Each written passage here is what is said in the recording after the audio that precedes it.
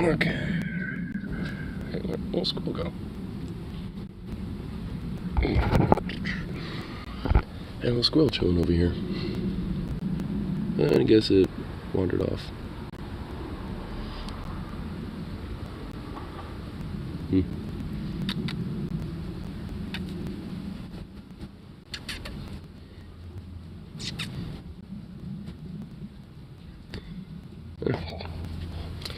I thought it would be coming this way, maybe. I guess not. Oh well. Whoop. Doggo. Sweet little fluffy doggo.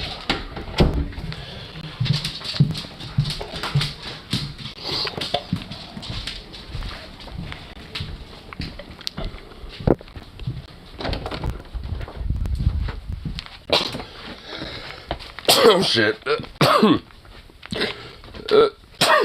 Fucking hell. Oh my god.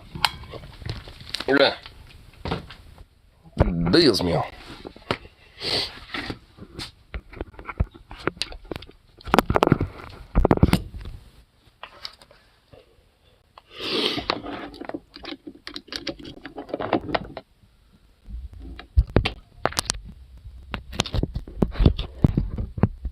There we go. Get back.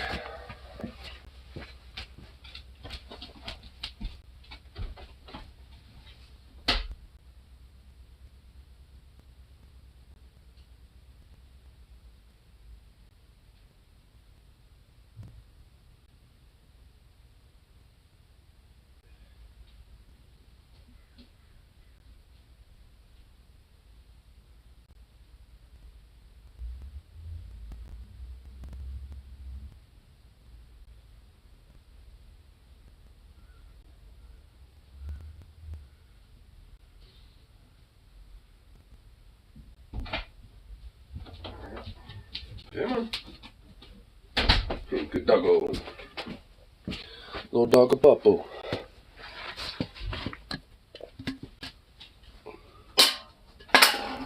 Ah, fuck it.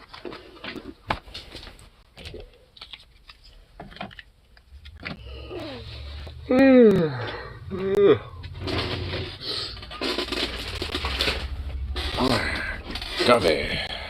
Sweet, sweet, sweet.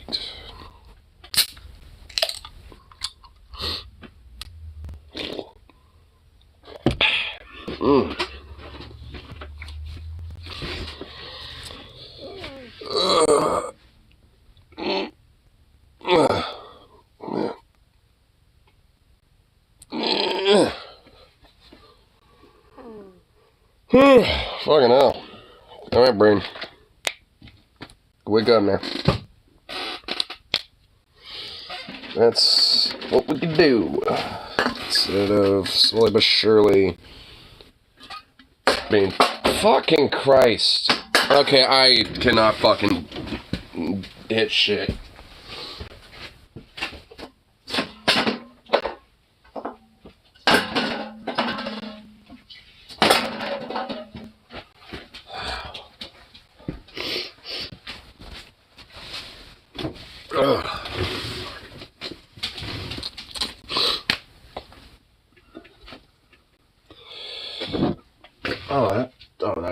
That fucked up. Whatever.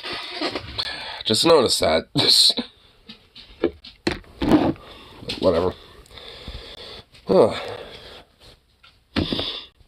Yeah. Man. My brain is just tired as hell. I woke up with the intent of not wanting to wake up. That's essentially the vibe I had today.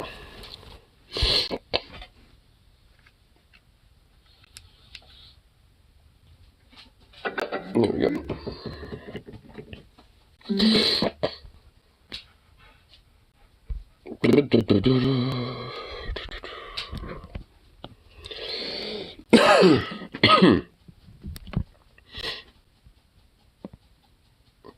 Man, I feel like what might be like fucking Flamina in lungs, but it doesn't want to come out yet. At least not yet. Ugh. Oh. There we go.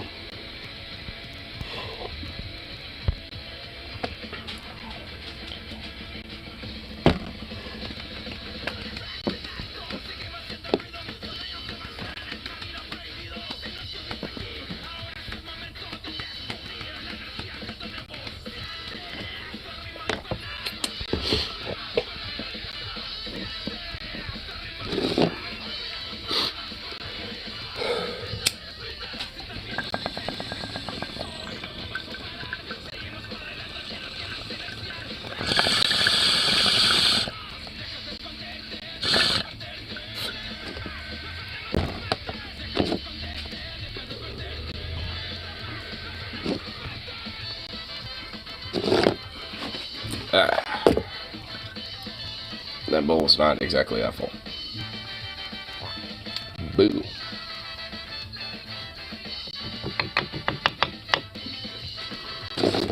Let's get a fresh one loaded up. Get a little freshy. There we go.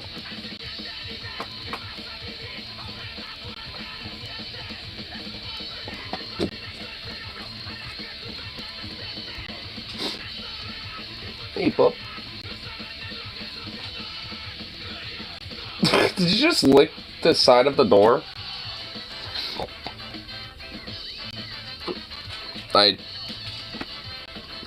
He decided to, well, okay. That was just so weird. What a goofy little boy, dude.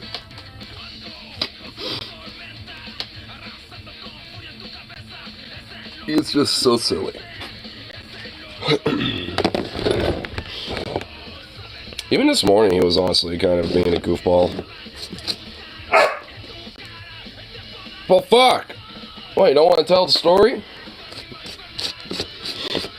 Don't want the story told?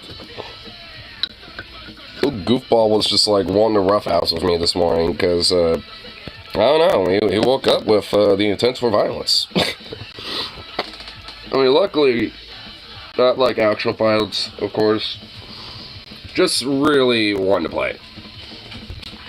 Jumping all over me, fucking like, oh, come on, buddy. Doing all sorts of shit. It's like, oh my god. It's probably why I'm like kind of just like, ugh, right now. Just that damn dog, dude.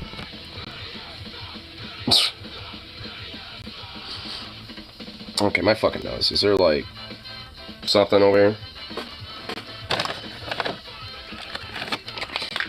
Actually, it's just shit. And yeah, I do not. Well, that sucks.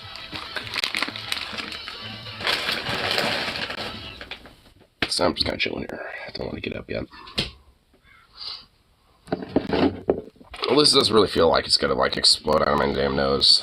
As long as we're not at that route yet, we're okay. But as soon as I start feeling that, it's...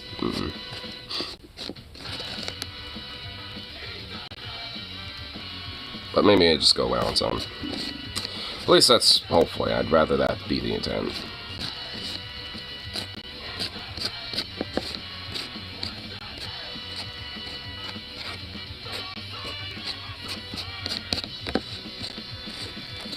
There we go.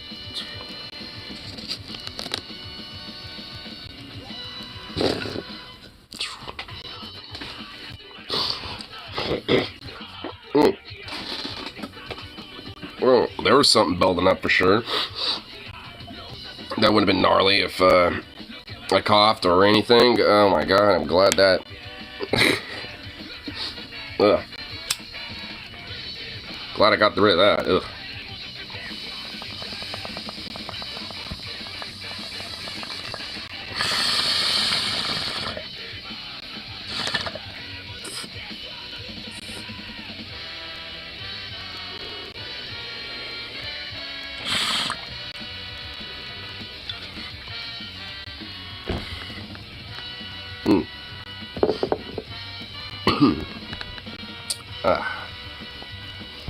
definitely help the brain wake up a bit.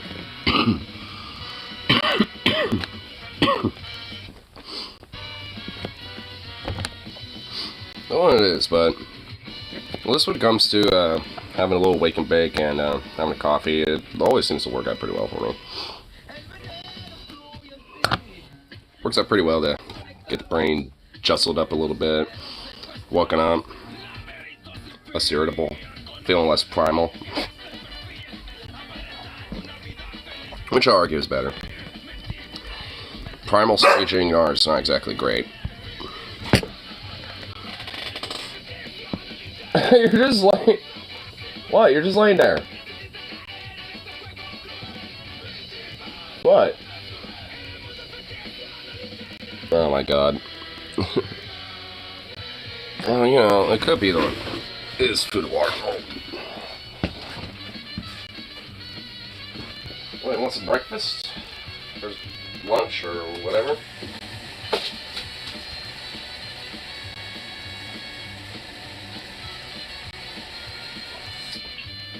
Get some water, at least.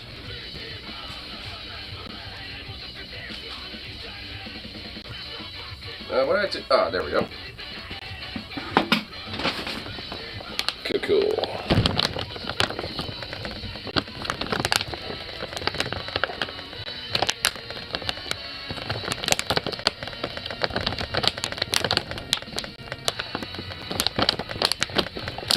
Would you open up, damn it?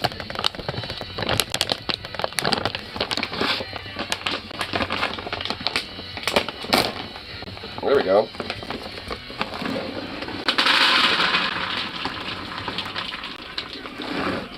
Oh, no. There you go. Ah!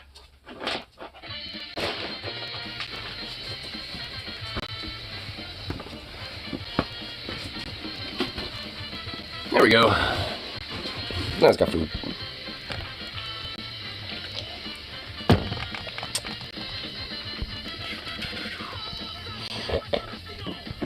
Yeah, let's see what's going on for YouTube today. Anything happened for the units? No, you know, I guess it's gonna be up for today and a little bit later. But it's in 3 hours. Why? One of those situations where I wish it would be earlier.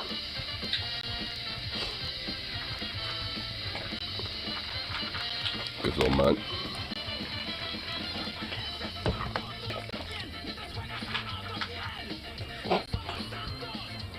I love how he's upgraded from slapping and totally assaulting the ball to standing off in a distance, just barking at me. Which, honestly, in a way,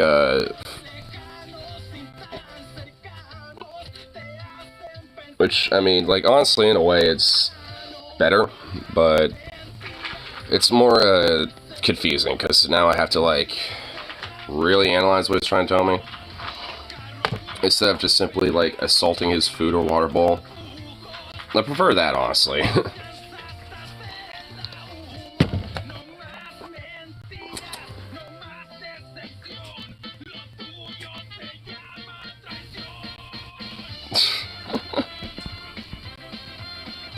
What a goofball.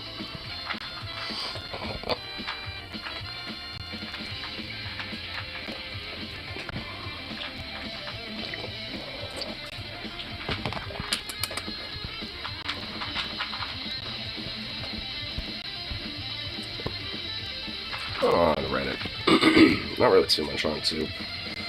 At least nothing I've seen yet so far. You should Reddit always has at least some random little fucking thing going on. Oh, it's something. Let's see.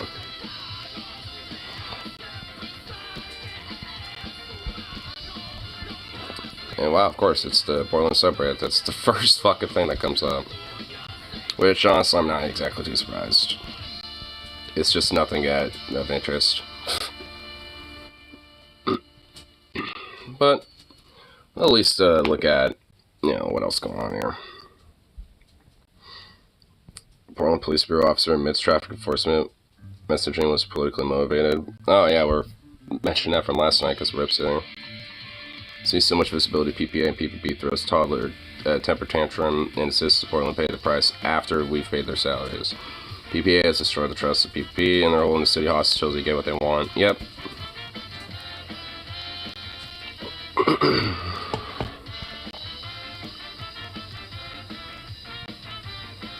Listening to the Behind the Bastards episode, the worst policing in history, gives such a horrifying, clear, shameful clarity why this is happening, why PPA has been model of unaccountable for policing society we now live in. Fuck PPA and Lavelle, and fuck every coward member of PPA goes along with these practices. No shit. Don't know the episode that person's talking about, but yeah, that's essentially the truth, though. After he admitted that this tantrum was politically motivated, families of people who died in traffic accidents after the son was pulled need to pursue civil liability suits against the sergeant and PPA. Oh yeah. Honestly, now that it's officially on record that all these traffic deaths were essentially avoidable and could have been prevented, or at least have some accountability done due to these fucking accidents, and they have overtly purposely done nothing to it for political purposes, yeah, that's a fucking lawsuit. Problem is, though, like, it'd be us paying for that, though, including the fucking families to an extent, like, because they're the ones who live here, too. So, well, you know, they might get a settlement or something out of it, potentially. Like, you know, we're the ones who get fucked over instead of the fucking police. Which, you know, and their fucking unions. Which, frankly, needs to change. Like, honestly, when it comes to accountability and holding these fuckers accountable and making them pay the price, it can't be like, you know, financially the city's taxpayers pick up the burden. It has to fucking, you know, be out of their pocket. Put the fucking cop in debt. Make them and their family pay for it. I actually generally want that. Like, if one of these fucking cops, you know, like, decides to, like, you know, unwarrantedly kill somebody and shit, well, guess whose family is paying for that? The family of the cop. Like, so at that point, maybe it'll also make, you know, fucking partners, you know, cops think twice about being, you know, in a relationship with them, too. Which I'd also be fine with.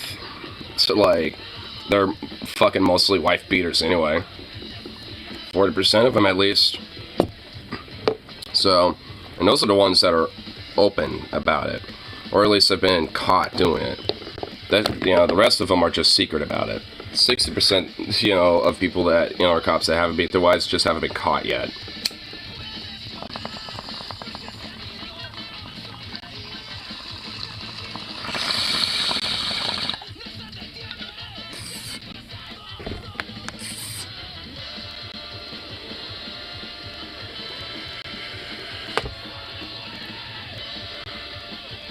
I mean, like, just the idea that these fucking cops, like, when it comes to, like, shit that they end up doing, we end up having to fucking pay for it. That shit always just pisses me off. Because it always should be fundamentally the fucking, you know, police and family of that fucking cop that should be held liable to it. If the entire fucking city ends up being liable for it, switch it around.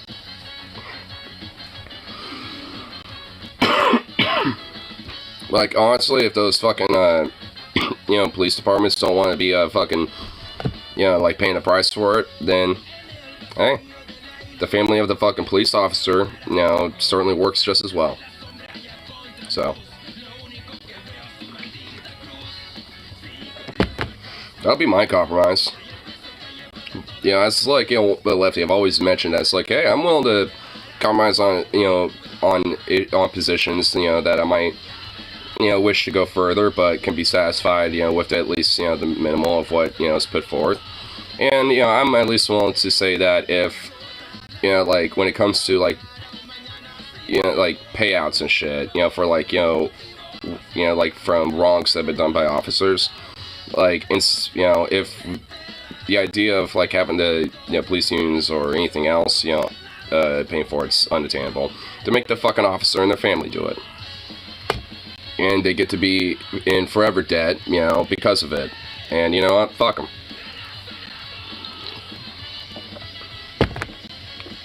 Hey, what's up? Got me kind of rambled a little bit about the fucking Portland Police Bureau literally admitting that, at least in a lot of reason why they're not doing anything, is basically because of political motivation. Rip City was talking about it last night. I don't know if you were in there when he was, but like, there's at least like an actual article about it now at this time, which needs to fucking like be more widespread of a fucking story, frankly. Like, this needs to be big. Because the fucking fact that, like, some dumb fuck cop, like, in the Portland Police Bureau admitted to what they're doing is political motivation is fucking stupid on that cop's part. Because now they just opened the door, you know, for essentially, like any fucking lawsuit where, you know, they, if their presence was there, could have actually legit avoided a, you know, a fucking death or, you know, like a traffic accident or some shit. Because they don't enforce anything. Because it's politically motivated. Because they just want to get away with whatever the fuck they want and have all the money in the world to essentially have a blank check to get away with whatever the fuck they want, and that's why they're doing it. It's political motivation to essentially have no accountability. Most useless motherfuckers in the city, dude. Like, at this rate, I unironically would rather have, like, you know, like, community watch or some shit. You know, like, different neighborhoods just, like, have different people, like, like, enforcing the community and shit. Like, to me, that honestly seems just better. It's not exactly a good solution by any metric, but frankly, I trust, like, you know, someone of the neighborhood, you know, every now and then, you know, like, you know, walking around, you know, or some shit, versus, like, some fucking cop making a patrol. And even then, so, like, the cop wouldn't fucking do anything anyway.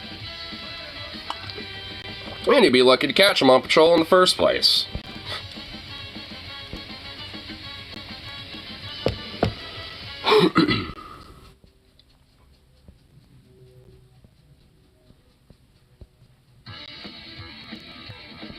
New network of fake groups in the Pacific Northwest targets smaller private festivals. Well, yeah, go fucking figure. I wouldn't be surprised if it's like Rose City Nationalists and fucking Monster Liberty and all these other stereotypical fucking groups, which are certainly being heavily funded and backed by the GOP in some way or another. Like, abso-fucking-lutely.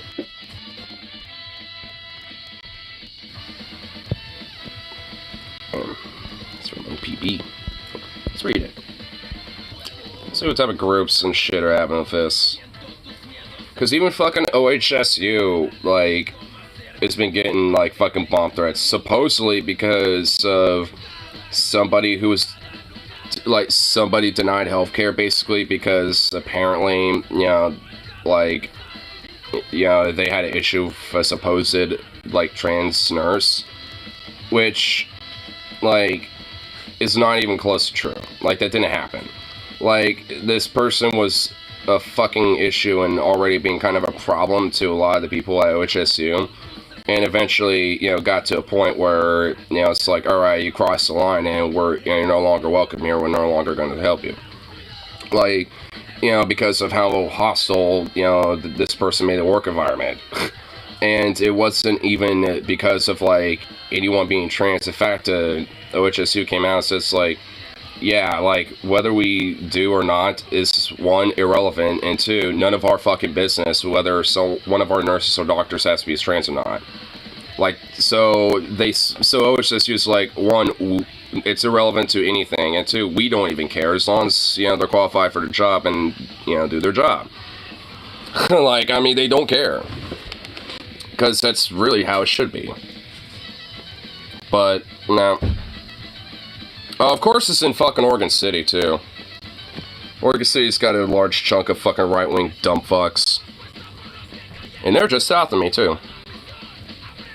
To let Oregon City Pride use the Oregon City's Children's Theater, a small performance place she owns. We're all targeted. Some are very brief and point. Some just kind of yell like a single word or a single phrase. Weird. Other messages technically because the festival drag show was being held in their theater and was advertised as family friendly. They were playing the onslaught who messages and threats forced Oregon City Pride to change their location. The Moon Festival did not deter protesters, but it did confuse them. That day, a group of neo-Nazi views showed up. Well, so just Nazis. Demonstrated a corner of the theater blocks away from the new location. They wore matching khaki. Well, yeah. All looking like fucking uniformed as shit. Of course, I could hear him, but I chose not to engage. It was straight off the set. She thinks about gay people she knew growing up and how unsafe they must have felt. These students range from 5 to 18, leading up to the private and she thought it was support and showed someone who I know. I knew it. Rose City Nationalists. Fucking knew it. Called it. I fucking called it. Of course it was the Rose City Nationalists. These fucking Nazi fucks need to be driven out of this goddamn state. As far as I'm concerned, deport them out of the fucking country and send them to Hungary or something. Like, fuck these pieces of shit. Organization recently joined a regional network of like-minded Nazis, Northwest Nationalist Network. So this is a new. So I haven't heard of this before. So is this new? Is this like the new version of the Northwest Territorial Imperative? Because I've seen some of these Nazi fucks, around here wave those flags more recently as of late. So I'm wondering if they're revived this whole Northwest Territorial Imperative fucking thing. They just renamed it. I mean, it's Pacific Northwest and Mountain West, which the Northwest Territorial Imperative, I mean, that white supremacist ethno-state movement also is in those territories. Sounds like it. List network includes people, organizations, blah, blah. Yeah, it's so, yes, this is it. Okay, yeah, knew it. So the Northwest Territorial Imperative neo-Nazi scumfucks are reviving their movement now, essentially. Since May now started 6 blah blah blah. Bozeman, Lander, Centralia. As for saying new alliance, increased activity, neutral legislation. Yeah, no shit. And they need to be rooted out of the fucking, land. They need to be smoked out of their fucking holes, dude. And the thing is, Cascade Mountain Ranges, the Cascades, they're fucking pretty, big and massive. A lot of places to hide. But that's the thing, though. There's only a certain number of places to hide out there. And people like me know that fucking land more than them. So, certainly willing to drive them out of their fucking caves. As far as I'm concerned, when it comes to these fucking neo-Nazis, either they need to be, prisoned, essentially, swiftly and immediately, or legit deported. I'm okay with that. Revoke their citizenship and then, force them into, some sort of status, to go into Hungary or some shit. Seriously, I'm not even fucking kidding, by the way. Especially with how they talk about deporting all, these different minorities and other immigrants and shit.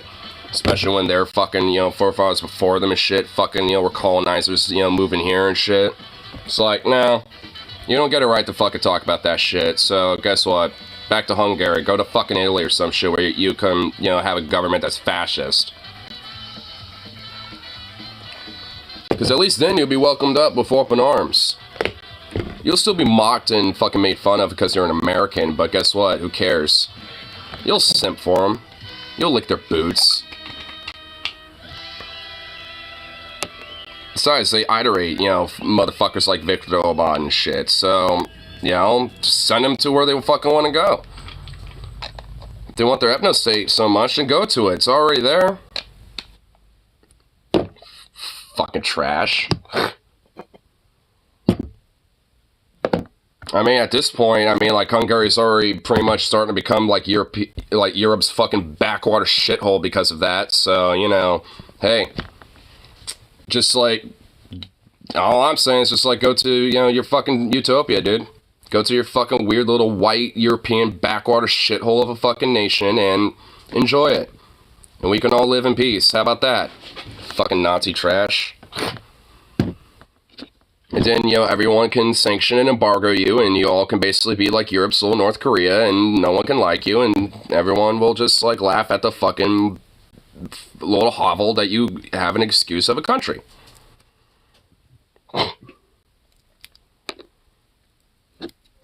And then once you start crawling and begging for enlightenment and modernization and shit like that, then we might welcome back into the fold as long as you actually, fucking cooperate and be obedient as a fucking Nazi.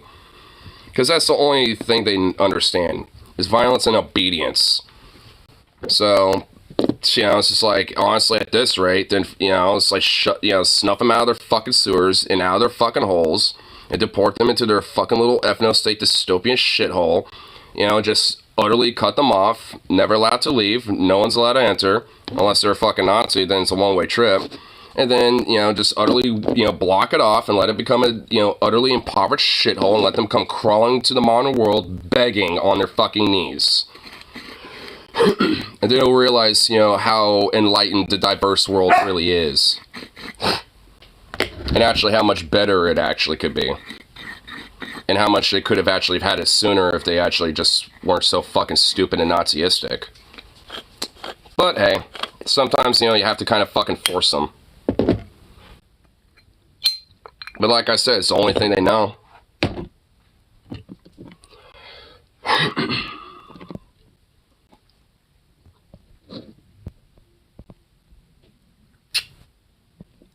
are you barking about?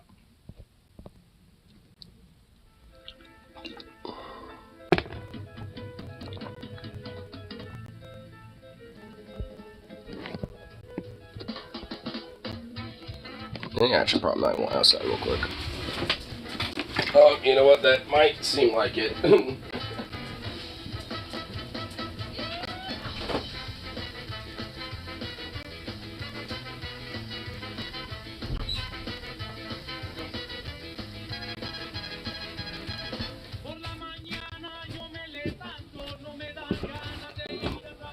There we go. You never go back to town garrisons. Talk about, like, with the thing about cops. I mean, in a way, I would honestly think that would, at least the whole thing from earlier, yeah, that probably would be better.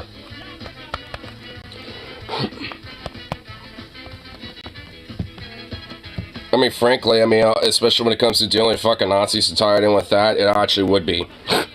Because the cops go hand in hand with them.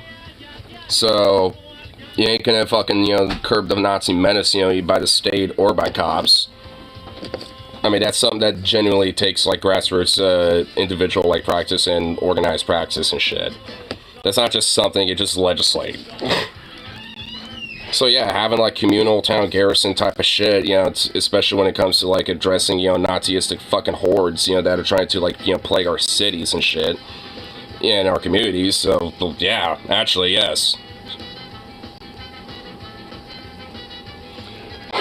Because cops are just going to let them slide, and if anything, protect them, when it comes to their fucking little rallies or movements or acts of intimidation and acts of violence. So, yeah, honestly, generally, at least on that specific issue, yes. Objectively on that one. Nazis freak the fuck out whenever there's, like, black bloc walking around, whenever they happen to know that, like, back in, like, 2020 protests and shit. Like, because, like, during that time, you had a bunch of, Antifa, like, black bloc style, like, people, like, walking around in groups, with bats and stuff like that, generally eyeballing people who might be neo-Nazis or Proud Boys and shit like that. And if they found them, yeah, they would follow them and, basically try to make sure they fucking leave. And sometimes there'd be some confrontations, for sure. And, so it's just like, and, like, honestly, to me, that's way better, because, yeah, the cops ain't gonna do fuck all to those Nazis. They'll just, if anything, say it's like, keep up the good fight and drive on. If anything, it gives less, for the cops to do.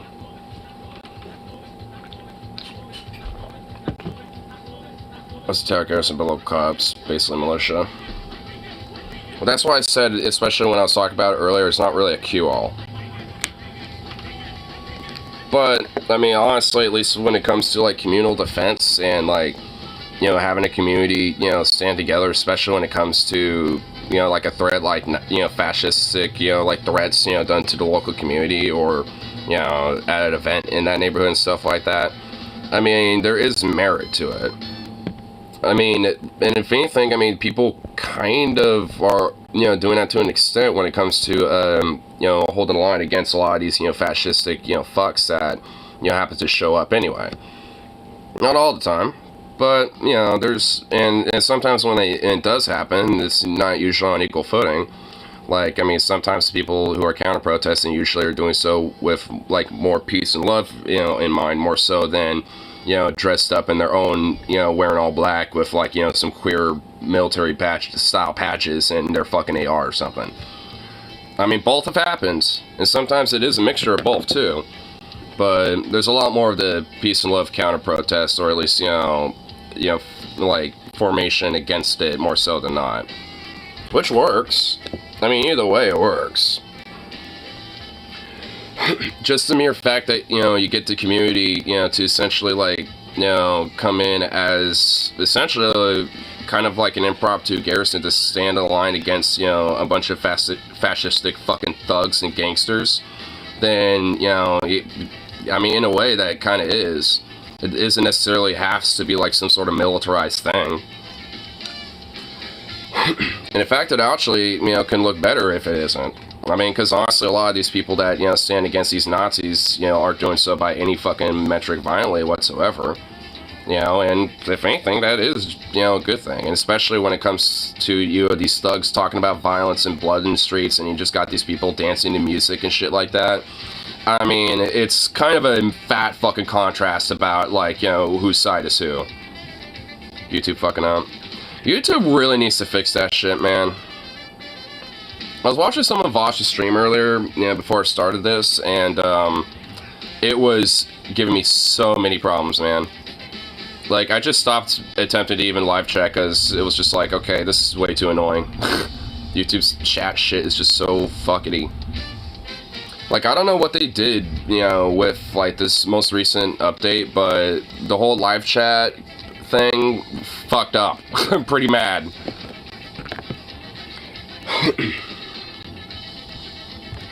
At least having cops coming in with any community is better than having them come from without.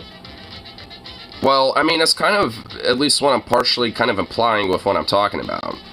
And the thing is, honestly, like, if you have, like, like, I mean, because honestly, you are right.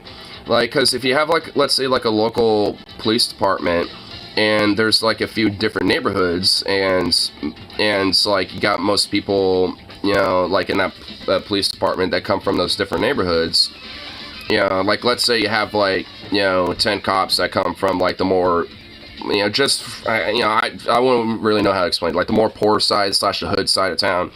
And, it would make sense for them to, be in that area, to, like, because it gives more of a sense of trust, it gives more local ties, they know their community, they know how people are there, like, there's genuine understanding that, and an actual kind of, like, more sense of equal ground, like, hey, I've lived here all my life, I know these people, I know how people operate, and just because that guy over there is getting all loudmouth or some shit, I don't have to detain him, because I know how he is. He always is kind of like that. I'll just go over there, see what's up, tell him chill, and, be about his business, and things will be fine.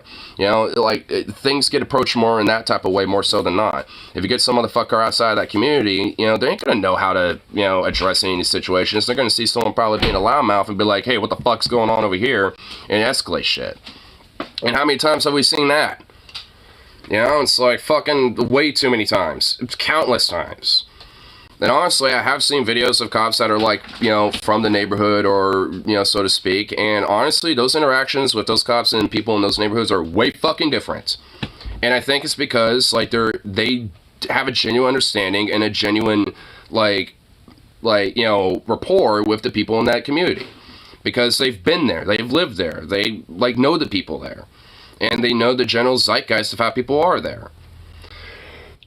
And honestly, it should be a requirement. If you're going to be a fucking police officer, you have to live in the community, or at least live in that town, for at least a certain amount of years. I'd say at least, like, 5 years or some shit. I mean, it makes it easy if you're born and raised there, but if you're, like, moving in out of town or something like that, and you were a cop at, like, let's say Boston or some shit, and you still want to be an officer, and you moved into, like, some small town in, like, California or some shit, I don't know why. I was just, I'm making up an example, though. But, I think, you should at least wait a little bit. Like, wait 5 years, actually understand the community, know the neighborhood, stuff like that. you know, and just fucking, like, you know, and actually get an understanding about the community and about the neighborhood. And, I mean, that doesn't necessarily mean, you know, you can not, like, you know, work your way into start joining the force, but I think, you know, before you actually start patrolling and actually start, you know, going out as an officer, you have to at least have 5 years of being within the community and the neighborhood that you're living in. Actually have an understanding about, like, you know, about where you are and about, like, who are, you know, who the people are there. I mean, because if you're going to be, you know, enforcing the law, you know, of the area and the people that live there, you should understand who those people are, you know, the general culture of that town, and you know, and everything else in between. Like, you know, understand the people and, like, kind of get an understanding about the local laws, at least the general zeitgeist of how people do things. All these things, they all fucking matter. And if you get some dipshit from out of town who goes into town to, you know, be a cop, you know, which, especially for Portland, is insane. Like, for the Portland Police Bureau, over 90% of the fucking police officers on the Portland Police Bureau come outside of Portland. They don't live in Portland at all. They live in, like, Vancouver and fucking, like, you know, and, like, the fucking, like, you know, out in a place like Washington, outside of Oregon, like, you know, like Sandy and all those other places. They don't live, you know, here. Same thing for Milwaukee PD. Like, a lot of people around here, you know, who are cops and shit, don't necessarily live here. They live just outside of town. Or if they are in town, I mean, they just moved, basically. Like, they're not, like, a lot of cops I do see around, I generally don't recognize them as much anymore. Mainly because, like, they're probably fucking, you know, from Portland or Salem or some shit like that, and they just moved, and, you know, they're being a cadet and whatever the fuck, or they just got on the force, or what, you know, it's just like, there's some fucking stranger I don't fucking know. And why in the fuck should I trust them in comparison to cops I have known for literally all my fucking life, you know, that, you know, have been on the force? Because honestly, I generally have more trust with them in comparison to the random motherfucker that just came out of town. Not that, you know, those cops that I did know are any better. In fact, one of them was a fucking rapist and is in jail now for it because he was caught on the clock as a cop, you know, soliciting sexual favors, you know, to get women out of tickets or getting out of jail. So, yeah, that's great. Don't really care about saying his name either. David McVeigh. That's his name. And honestly, like, I knew that motherfucker for years, too. Like, in fact, I mean, there was a couple times where he's generally have actually been helpful to me a few times. So when I heard that information, I'm like, of course, he's a cop. Of course he's going to abuse his power. It only was a matter of time. I just fucking knew it. I mean, because, you know, at the end of the day, it's ACAB. All cops are bastards. It's only a matter of time until you find out how they're a bastard.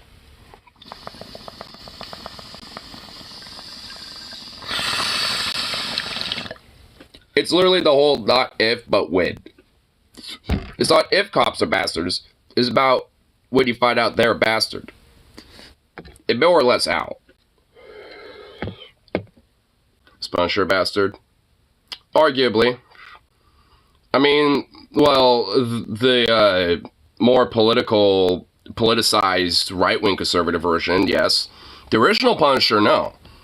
The original Punisher, well, I guess yes, but the original Punisher is intended to be a commentary about vigilantism and about how violence doesn't solve everything. Because if you notice, the dude is using violence as a means to an end for, well, anything when it comes to, like, these criminals. But every single fucking time, there's always some other drug lord or some other dude, there's some motherfucker that replaces the guy that he violently put an end to. And it's a reciprocal cycle. And it never really ends. And yet cops and military guys and conservatives venerate that as a good thing. So, I mean, yes, but it's more meant to be a commentary about why that's, you know, bastard behavior. I mean, so the Punisher, you know, as a commentary character originally, no. But even though he represents that. But that's kind of the point, though. He represents that in a sense to be a critical commentary against it. But it's why he's a good character. That's why I at least like him. I do think there's a time and place for Punisher style behavior. I mean, to be fair, I mean, I do actually, yeah, I don't disagree with that. Because, it's just the thing is, yeah, it's a time and place thing. But, the thing is about the Punisher, though, he sees that as the solvent, the cure, basically. I mean, and that's the whole fundamental issue. And what about RoboCop? I mean, no, because really, he's a victim of the system. Which, I mean, arguably is a different form of commentary about cops, just in a different way, if you think about it. Like, in a sense, some cops can be a victim of the system, which arguably can be true for some.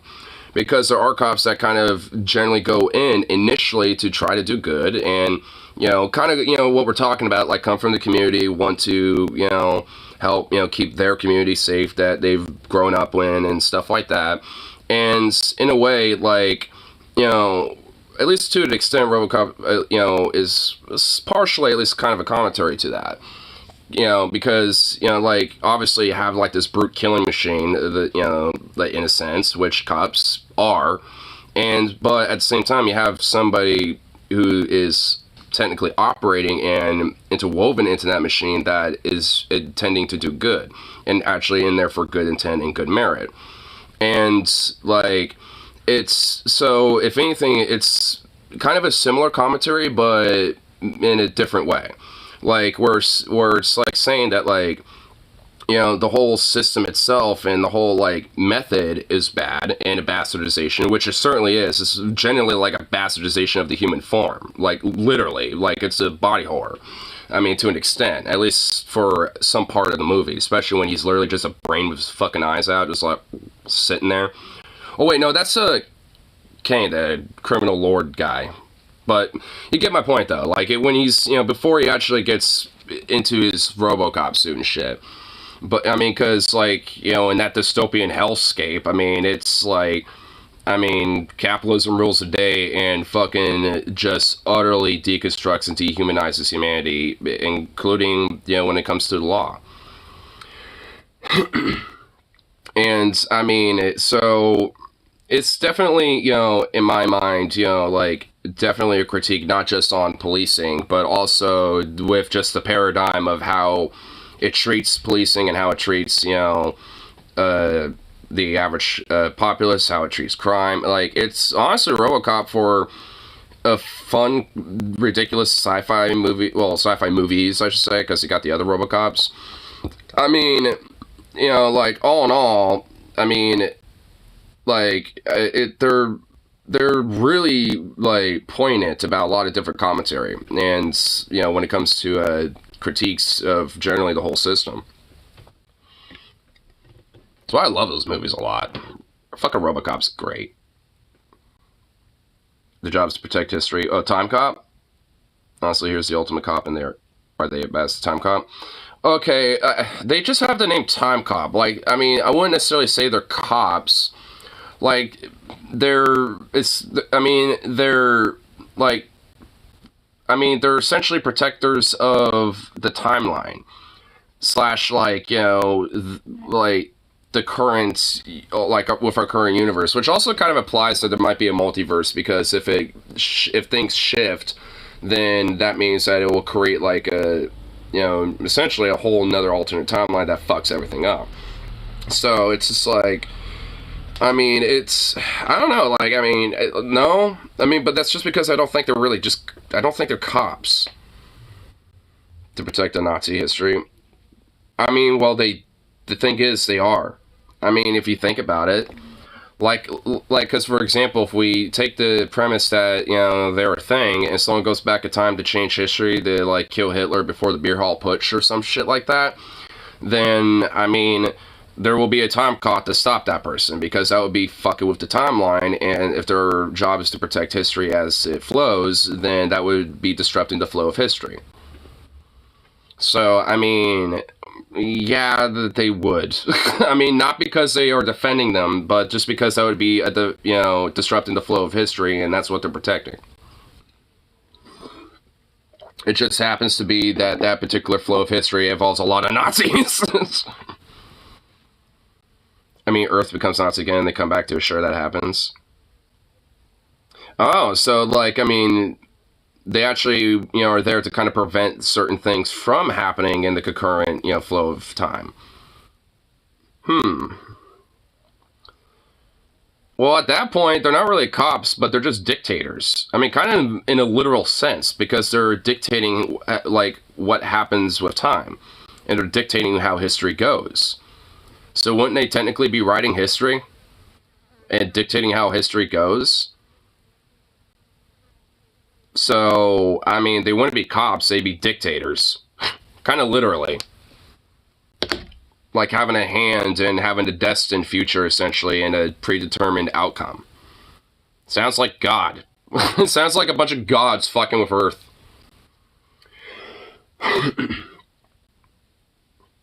There could be temporal security like in Star Trek. I guess that would make more sense. Because they play far less of a role in, like, really fucking with things. Like, because with that, there's more or less, like, them making sure that, like, there isn't, like, a literal melting of time and, like, destruction of the fabric of space-time and shit like that. Amongst other shit. Temporal war. Yeah, because there's also that whole big temporal war and shit like that. Yeah, so there's a lot of things, when it comes to them. So, which, honestly, I think that would... If it's, like, in that way, then... I mean, I feel like it'd be better, but... Either way, I still don't think they're cops, though. I mean, because at that point, I mean, they've just kind of, like, transcended the whole real meaning of that. I mean, because they're just a totally different thing. And what they're doing is a totally, really just kind of a different job, really.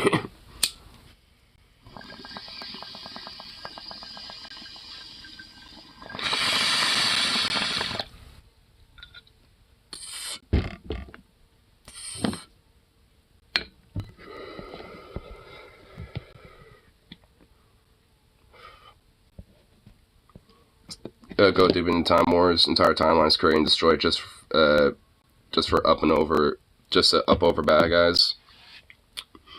Yeah, I mean it gets explored a little bit in some of the series, like for TNG, DS9 stuff, but and Voyager, but I mean yeah, the novels definitely go way more deeper into that. Horrible, mortally gray or worse things Starfleet does. Which, I honestly love the idea that the Federation / Starfleet is not exactly just an inherent moral good. I hate how, honestly, people, like, kind of fuck on Picard, or, like, because... Holy fuck. Hold on. Jesus Christ. Hey! Whoa! Hey! Jesus! What is up? Oh my god. Hey, damn, dude.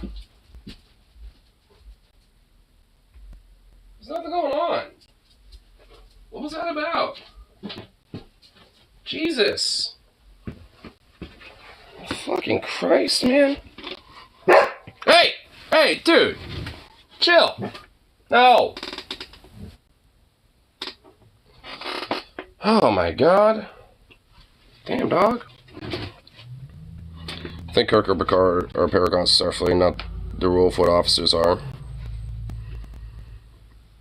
I mean, I definitely do agree with that, but, okay, what I was trying to say was, like, before my dog decided to freak the fuck out, like, I hate how, like, kind of people fuck on it a little bit, just because, like, I mean, because they're trying to basically say that, like, oh, Starfleet, or, like, the Federation itself, or, like, somehow just, like, this perfect, good, like, liberal utopia, basically, or some shit, but it's just, like, not really.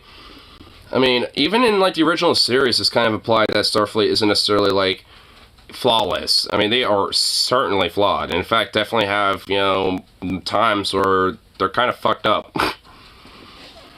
The DS9 Voyager show, most of the captains are not as competent like them. Cisco is an ass, and Janeway has doubts. Well, yeah, well, I mean, I could at least, I think, explain Janeway a bit. I mean, because she's, like, like a science exploration, like, captain. Like, that's what her vessel is. Like, the Voyager. It's like a science exploration vessel. which has military capabilities because it's a Starfleet vessel, but because it's an exploration vessel, likely it might, encounter hostile, engagements and shit. So, now, like, it has, at least a way to defend itself, obviously, but, but when you're just, like, one vessel all by yourself and literally in the bumfuck nowhere opposite side of the galaxy and shit, you're gonna have doubts about even making it back home, let alone, like, like, anything else. I mean, because, a lot of what she had to do was basically improvise on the go. She, because there's, like, new opponents, new, civilization, like, totally new things that are unknown to Starfleet at that point. And she's basically the first one to have to figure shit out, when it comes to that.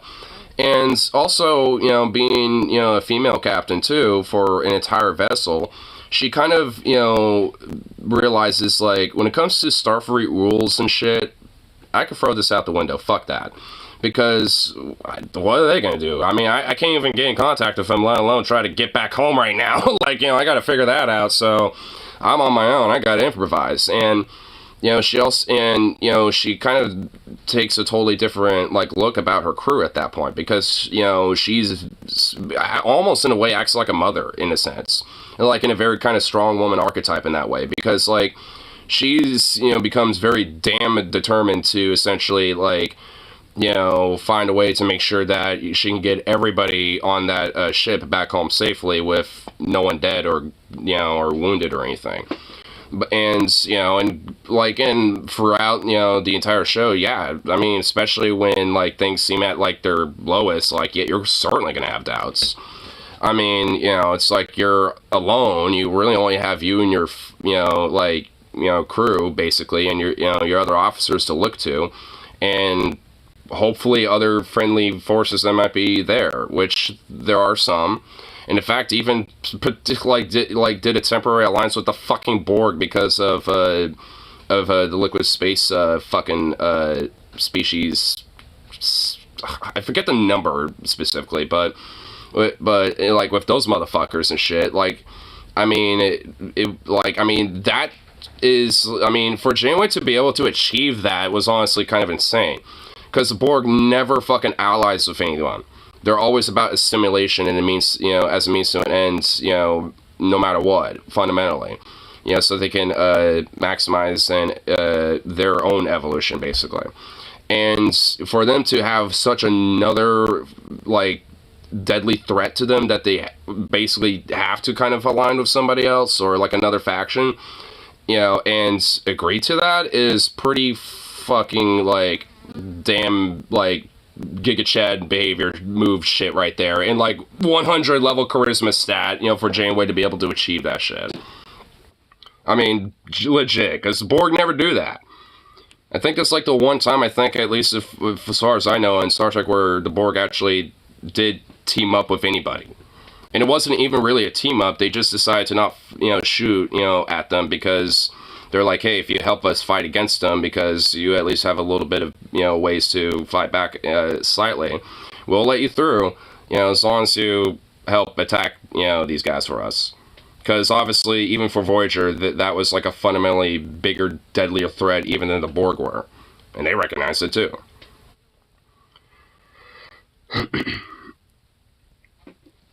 At least the large Borg faction wants to join it and offers volunteer simulations. Well, yeah, I mean, like, I know in Picard, it's, been expanded a little bit, from what I understand. Yeah, because Borg are late-game allies and want to join Farish because of the events of the show, yeah. Which, or at least, a particular Borg faction, yeah. Because I assume the Borg are, like any species, because, I mean, they are a species, they're just more of a, machinist-based species, basically. Probably because their original, founders, probably assimilated themselves and allowed, that, their machinist nanobot tech to basically take over. And it maybe got out of hand, or that was probably the intent. And, but, at a certain point, once it gets big enough, there'll definitely be, like, little smaller hives or other hive factions and shit like that. at the end of Voyager shattered the unity of the collective. Yep. Yeah, because honestly, because in some part, I would argue because of the fact that there was a chunk of the Borg that teamed up with Voyager, and that caused a rift in the Hive and a schism, and that actually, created a lot of the factionalization. Because I imagine, there was probably a phase, in the Borg early on where they were probably somewhat factionalized in multiple hives, and eventually one hive took over. But because a lot of that knowledge or information is still within the, broader hive, and everything, that means that, it's still possible. Especially, because the Queen died because of the virus that Janeway installed in her. And when you have a power vacuum like that, all of a sudden, all those old hives and all these old factions start creeping up. Allowing young Janeway to escape with Voyager. Yep. Man, I need to watch Voyager again. That show, it's honestly kind of underrated. A lot of people talk a lot about, TNG or original series a little bit. Mostly just because how cheesy it is. Sometimes DS9, but, it's usually mostly DS9 and Voyager that tend to be, undermined a little bit. Cisco's an ass, let's be honest. I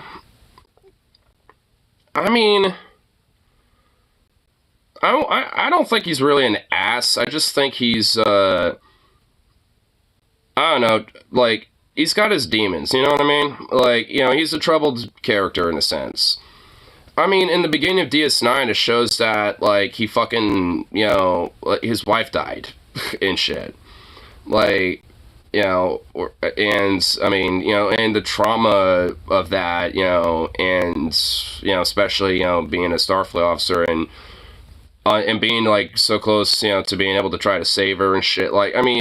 There's, in fact, I'm pretty sure there are a few episodes where there's, basically, PTSD flashbacks, that he has.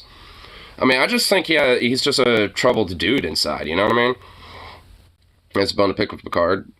Well, yeah, at the same time, outside of, that, I think he's also just kind of a, kind of a opportunistic / more, kind of brutish type of, officer. And not in a bad way, though, but just, more about, I just want shit to be done. Let's get shit done. He's just, more about, let's get it going. He hits Q. I know! I'm aware of that. Cause he, cause he don't take no shit. He's one of those dudes who also don't take no bullshit. I want shit to get done. I ain't taking no bullshit. Let's fucking go. Come on. He's one of those type of dudes. Which in a way I kind of admire that, but with that comes some ballsy ass behavior, hitting Q. Which motherfucker be lucky that he didn't just put him in some temporal quantum cube or some shit. Seriously. Q's a comedian, I would never hit him. Well, yeah, and also, you don't know what the fuck Q's gonna do to you, dude. He will fuck with you. He's like a Joker dude. You don't fuck with him. He's also a big enigma. He's like Star Trek's Show Gorath too, in a way. He's kind of cuckoo, but in a good way. Except the Picard, because old dying Q is sad and weird. Wait, an old dying Q? That don't make sense. Q doesn't die. Q's literally immortal and infinite. He's a, huh? I spoiled a big detail. Honestly, that detail really makes me want to know why. That all of a sudden Q can die. They're immortal. There's a whole episode in Star Trek Next Generation about, Q wanting to commit suicide. Because, it's I've literally done everything and blah, blah, blah. Oh, wait, no, it's in Voyager. You're right. Now, Voyager. Yeah, you're right. It was in Voyager. Yeah, where there's a bunch of Q, and one of them wanted to, do basically the equivalent of Doctor Assisted Suicide, essentially. Going on their own terms and being I, basically am bored with existence. I've done everything. I am literally bored of it all. I'm ready, for the plain non-existence. Like, he, just pretty calm about it. Like, yeah, I've done everything. Like, it's like, why keep me alive when I am gonna be bored out of my fucking mind and just be going insane and starting to hate everything. Like, I've done everything. I'm ready. It's like, just openly saying it, and had like a whole trial over it. Are you sure that was a Voyager? Because I distinctly remember Picard being there.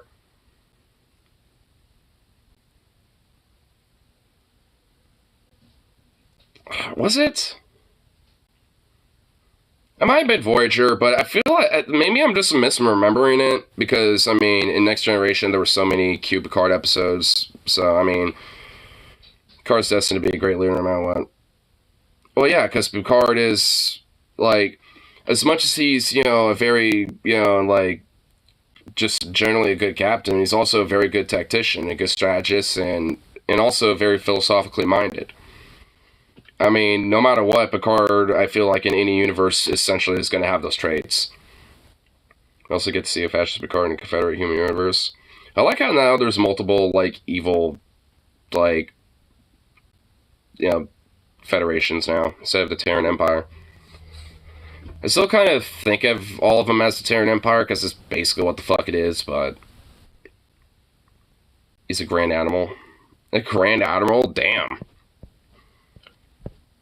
Did he get, like, some crazy fancy Napoleonic sci-fi space looking uniform or something?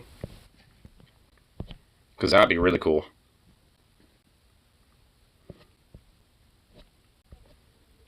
Yeah. Oh my god, yes! Oh my god, that made me giggity. Oh hell yeah, dude. I actually genuinely want to see that. That sounds awesome.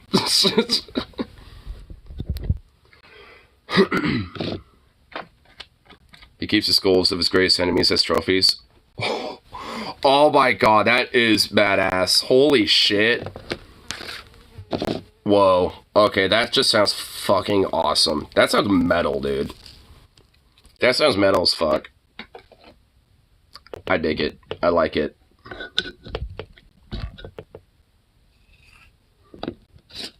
I like it. 7-9 is pure human, president of the Federation. I mean, was she still a Borg, or was she just a human, or was just her parents, like, they just never went on their space exploration or whatever they did, and she just stayed at home and eventually became, like, a successful politician? Or did all the initial stuff still happen and she just got de-assimilated to the point she's pure human and, utterly, purely de-assimilated? Because her parents died early? Oh, okay. So her parents died early and she, I'm assuming, got adopted and, became a successful politician or something like that. Well, that at least explains it, because I was about to be like, huh? I was about to be like, wait a minute, what? How's she pure human? Like, I mean, but that actually does, make sense. I figured either her parents just decided to do some other shit, or they died earlier before they did their little exploration, or whatever the fuck. Obviously, something had to have been an intervening aspect.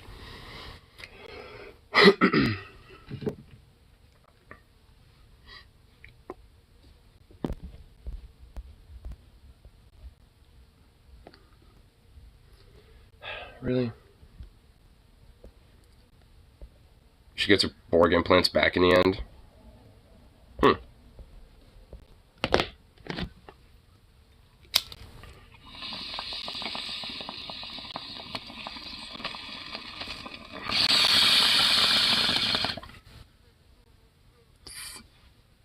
Like a small dude Quaid is.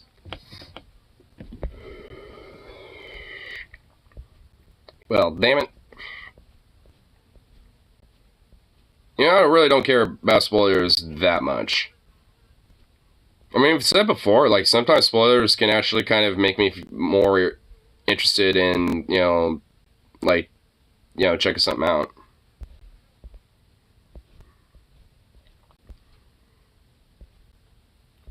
Just know she aligns with Big Borg faction with the Federation.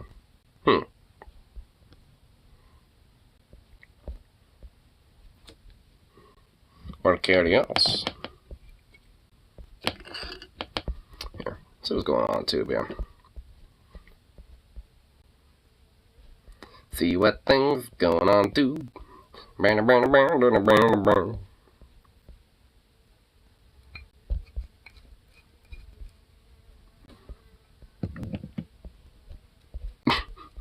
And YouTube every now and then has been doing this lately. It's been recommending me the Beirut explosion from like literally every angle possible.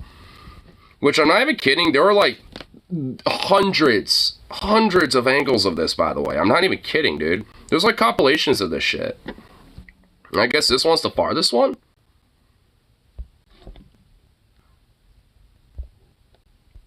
Yeah, that's pretty far out there. Whoa, dude. I mean, holy shit. Look at this.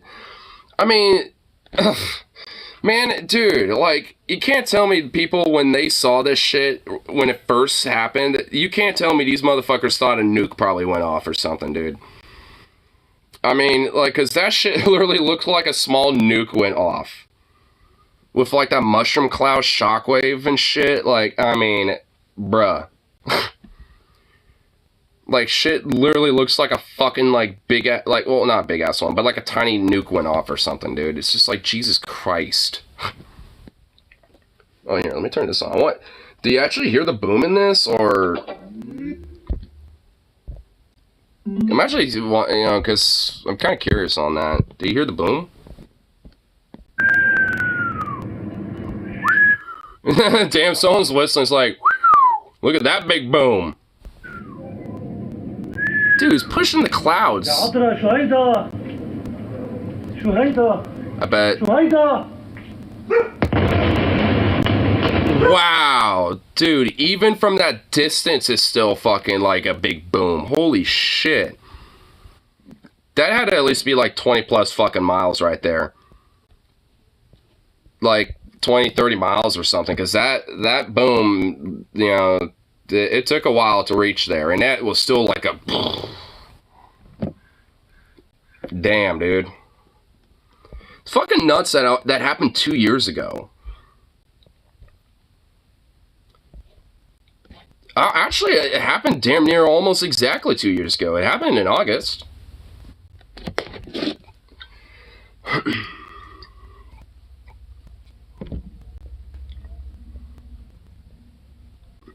CS2 has good criticism of American Ice because they have understory going to Cars Latino pilot falling in love with a girl from the past, and he runs afoul of Ice and has to run out of customs and immigration. Damn. The Customs and Border Enforcement, or Immigration Customs Enforcement, whatever the fuck it's called.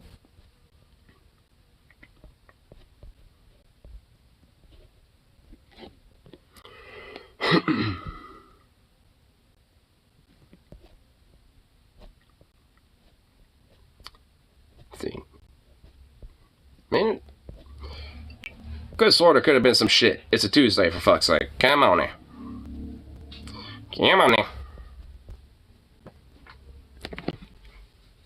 Of course, this one's a bit mad, but it's washable. It's all about accepting androids as equals and organics with the trouble of tech phobes.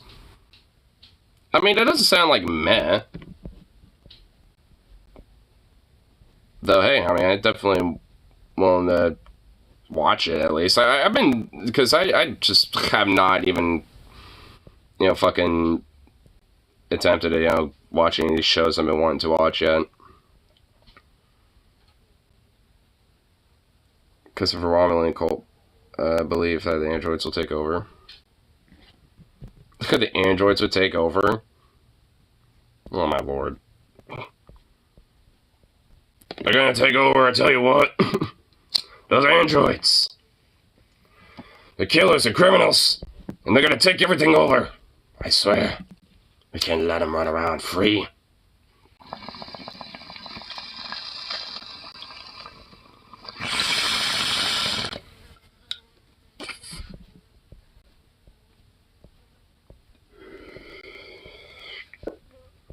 Makes it a mission to destroy all robotic life.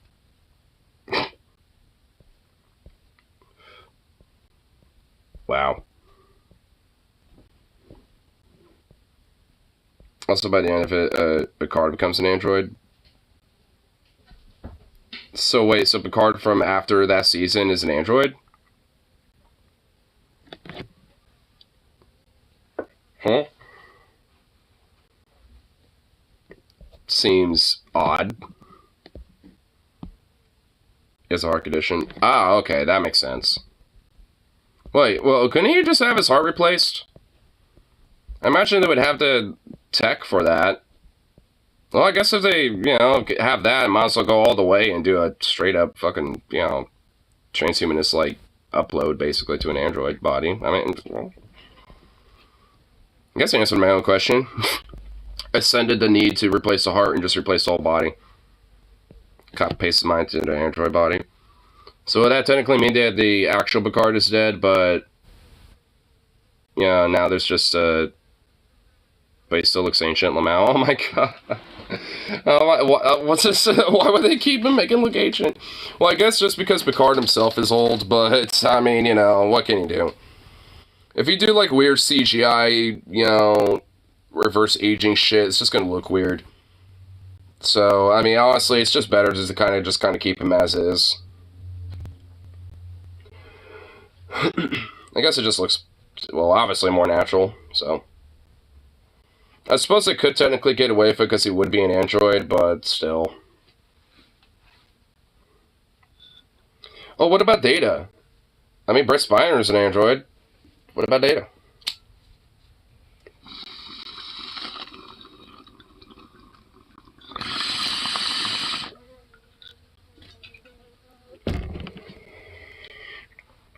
I follow her.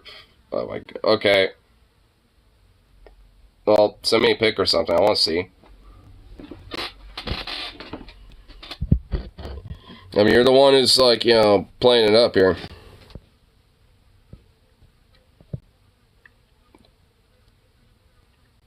Data's dead. It's the last big Star Trek movie.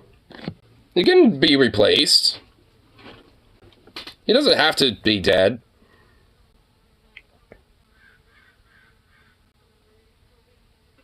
Alright, where are you, motherfucker? I'm hearing a fly somewhere.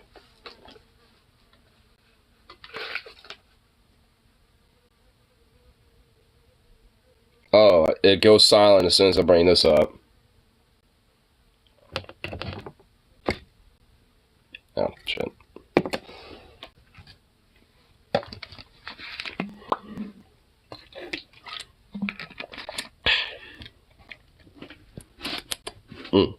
Tea. Oh, no.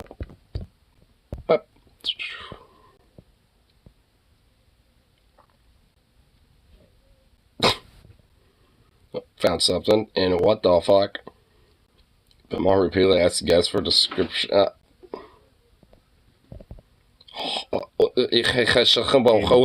What? This dude is a fucking freak, dude. What the fuck? What an actual freak. I mean, he's already been a freak, but, like, generally, what a fucking freak, dude. Ugh. Bill Maher, you actual fucking weird conservative rat. Like, ay. Like, like, you're actually gonna be, like, adamantly curious about, like, what's going on between, the legs of a trans person, you fucking freaky creep. Shiv us with back on the picture. Oh, yeah, I guess before we get this, at least a little something to, reprieve it. Let's see. What is this?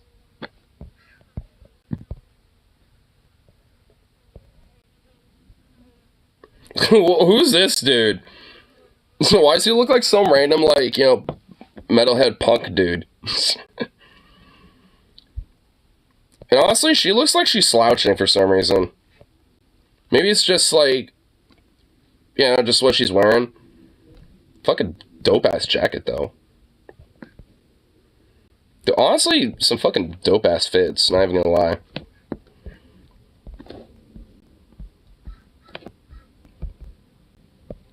I kind of like, fancy sci-fi, like, military style uniforms like that.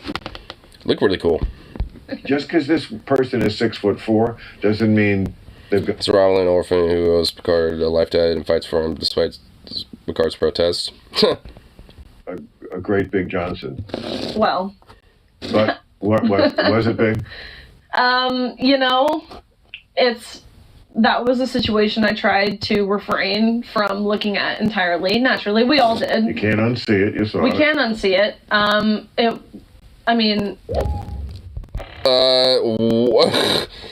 Dude, she's really obviously uncomfortable, and that really made me uncomfortable really quick. Like, ugh. What a fucking weird, pervy, freaky creep, dude. Jesus Christ. Ugh. You just watched 67-year-old pervert Bill Maher pressure a guest on his Club Random podcast to describe the genitals of a trans woman.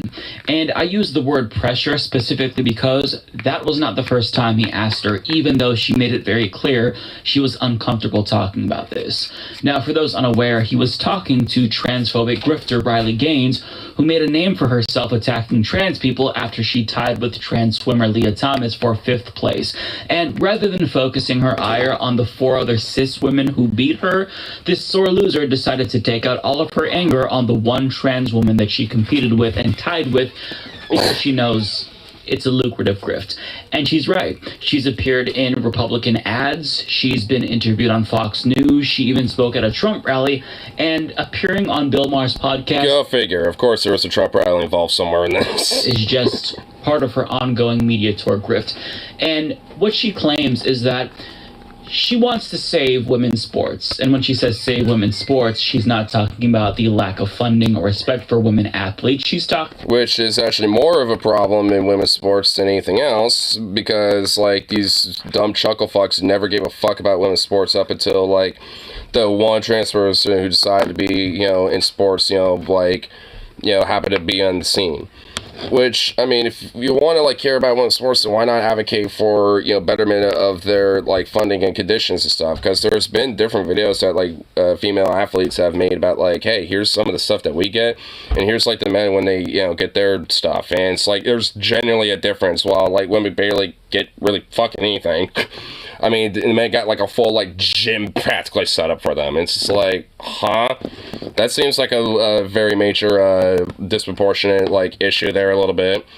And also, yeah, just with the, basic respect aspect of things. I mean, there's a lot of, different issues that, pertain to women's sports, way more so than just sports in general. And it has really nothing to do with trans people whatsoever. Saving women's sports from trans women, even though, again, she was defeated by 4 other cis women.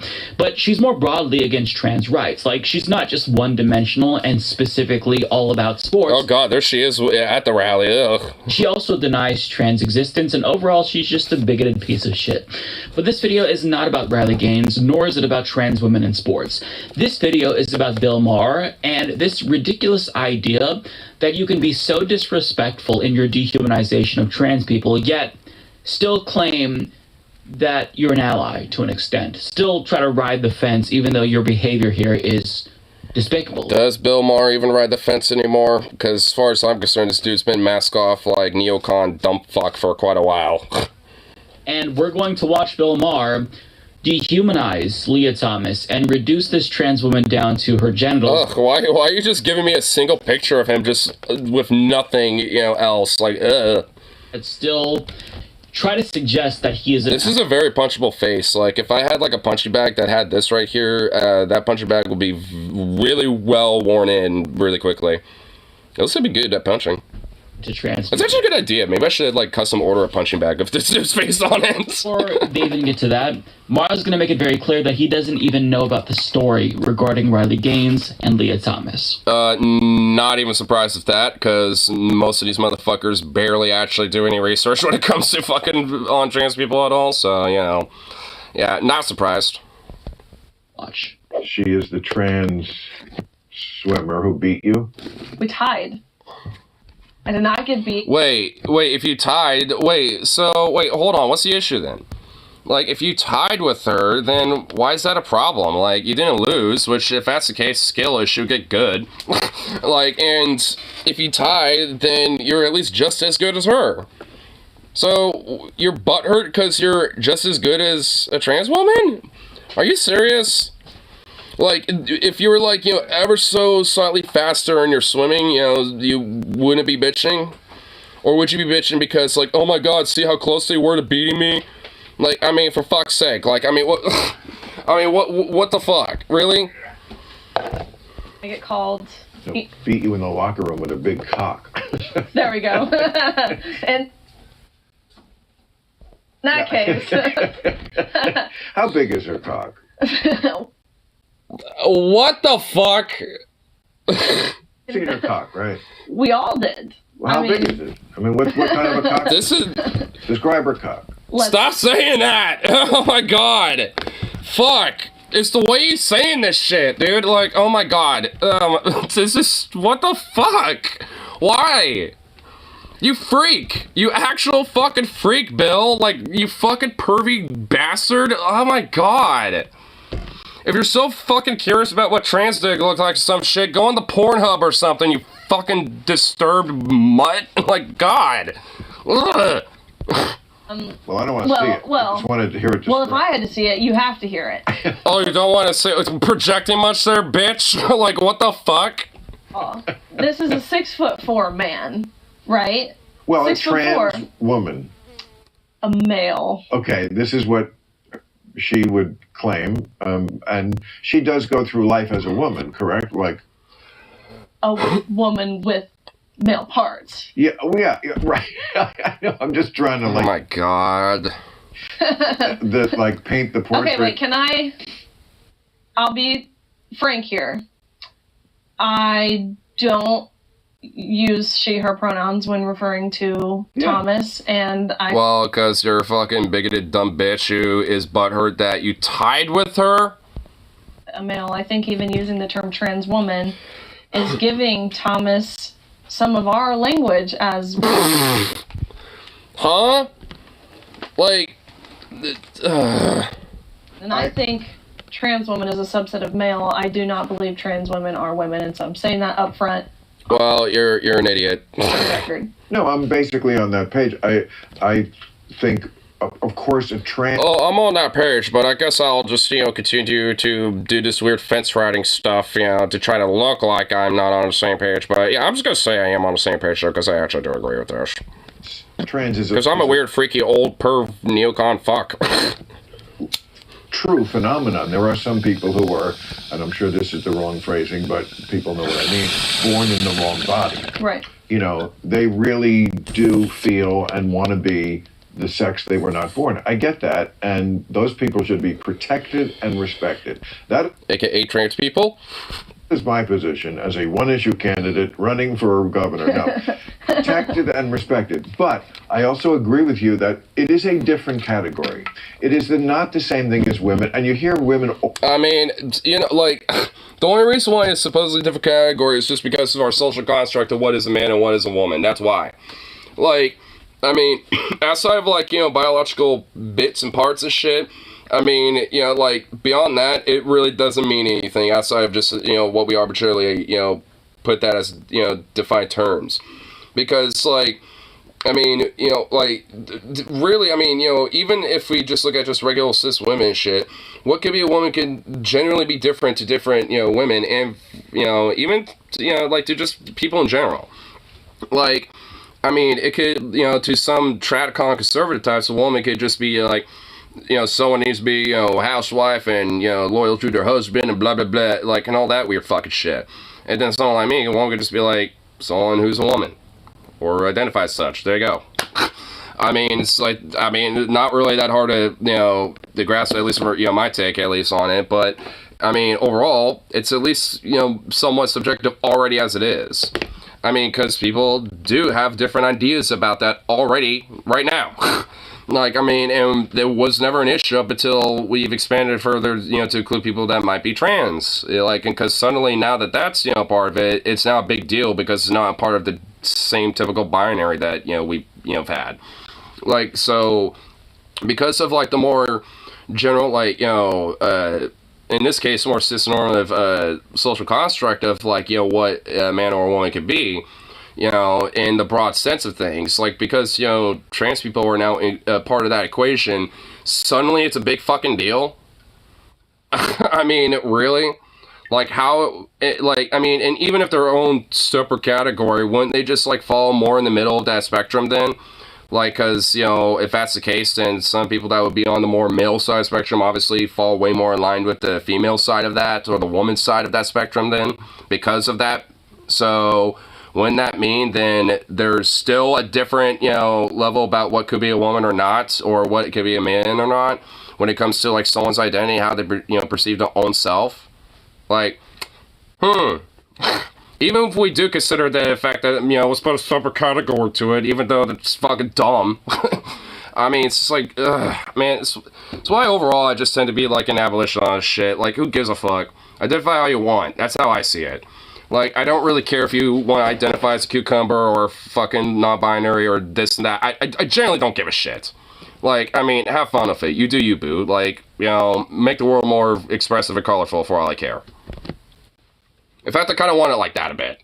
The time, and not just conservative. It makes people more interesting to talk to, and and honestly, it's like makes people more curious as individuals. Be like, they're not like it's not like this sense of just like just I'm a blank slate. You have to approach me to figure out anything about me. It's like be expressive, be colorful, pop off, kings and queens and MBs. You say, and everything else in I am between. being erased. To be clear, he's referring to TERFs, and they may try to present themselves as feminist and or liberal, but that is nothing more than a thinly veiled attempt to hide and justify their bigotry. And it's insidious because it mainstreams and normalizes anti-trans bigotry more so than explicit transphobia that we may see from the likes of Matt Walsh or Tucker Carlson, because it gives them plausible deniability by being less in your face, right? It gives them the facade of respectability, and if they don't explicitly say, yeah, we want to eradicate transgenderism as Michael Knowles would, then people are more likely to take them seriously. It's sort of the J.K. Rowling approach to transphobia. It's still transphobia, but it's transphobia that sells more. Now, this sort of tactic that Bill Maher is trying to implement here is very common in the UK, and it was explained by British journalist Katie Montgomery in a recent episode of The Leftist Mafia. In the USA, your homophobes say that if like your transphobes just say they want to wipe trans people out. They don't give a fuck. People in the USA say what they think, and it's terrifying when you see them saying we should eliminate trans people and stuff. In the UK, we have people with exactly the same views, but people don't talk like that. When you want to eradicate trans people, not proper British. You have It's not proper Brit. say like I'm a centrist, and I have just mild concerns about the way things are headed for children who are being manipulated by people like Anna with. Kasparian. Exactly. It's this kind of wrapping The whole like, oh, I just have concerns, yo. That approach. and sounding reasonable, and that's the core. It's also the show and head approach too, where it's like, hey, it's like I have nothing against all this woo, but I just got concerns. You know what I'm saying?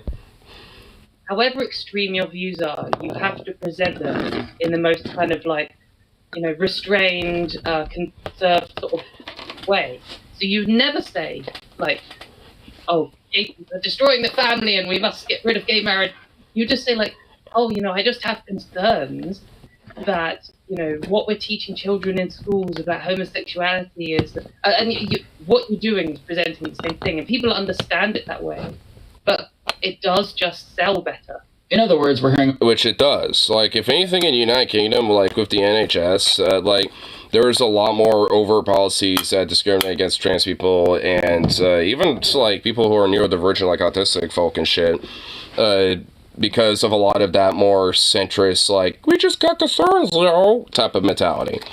Like, which obviously is, can be more palatable to anyone that might be more centrist or even liberal-leaning.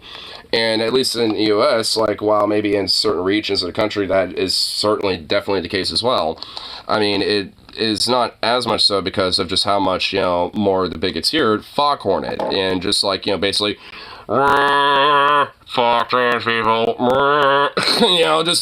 just doing that, and obviously that's way less palatable. Like, someone who might be centrist or liberal leaning is not really going to be as open to that approach, comparison. And at least in a lot of parts of the country, isn't really as sold as much. And doesn't really get pushed as easily. But nonetheless, I mean, the results are still nonetheless the same where it is successful.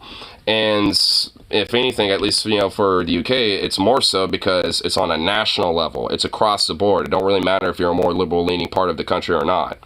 So, I mean, because of that, it generally does become more successful as a movement because, they have more of a centrist approach to it. Which I suppose in a weird way, that's a silver lining with a lot of these more neo-Nazi, trans-bigoted fuckwads and shit, because they foghorn the fuck out of it and bite more than they can chew, and make their voice and ideas less palatable, at least, here in the U.S.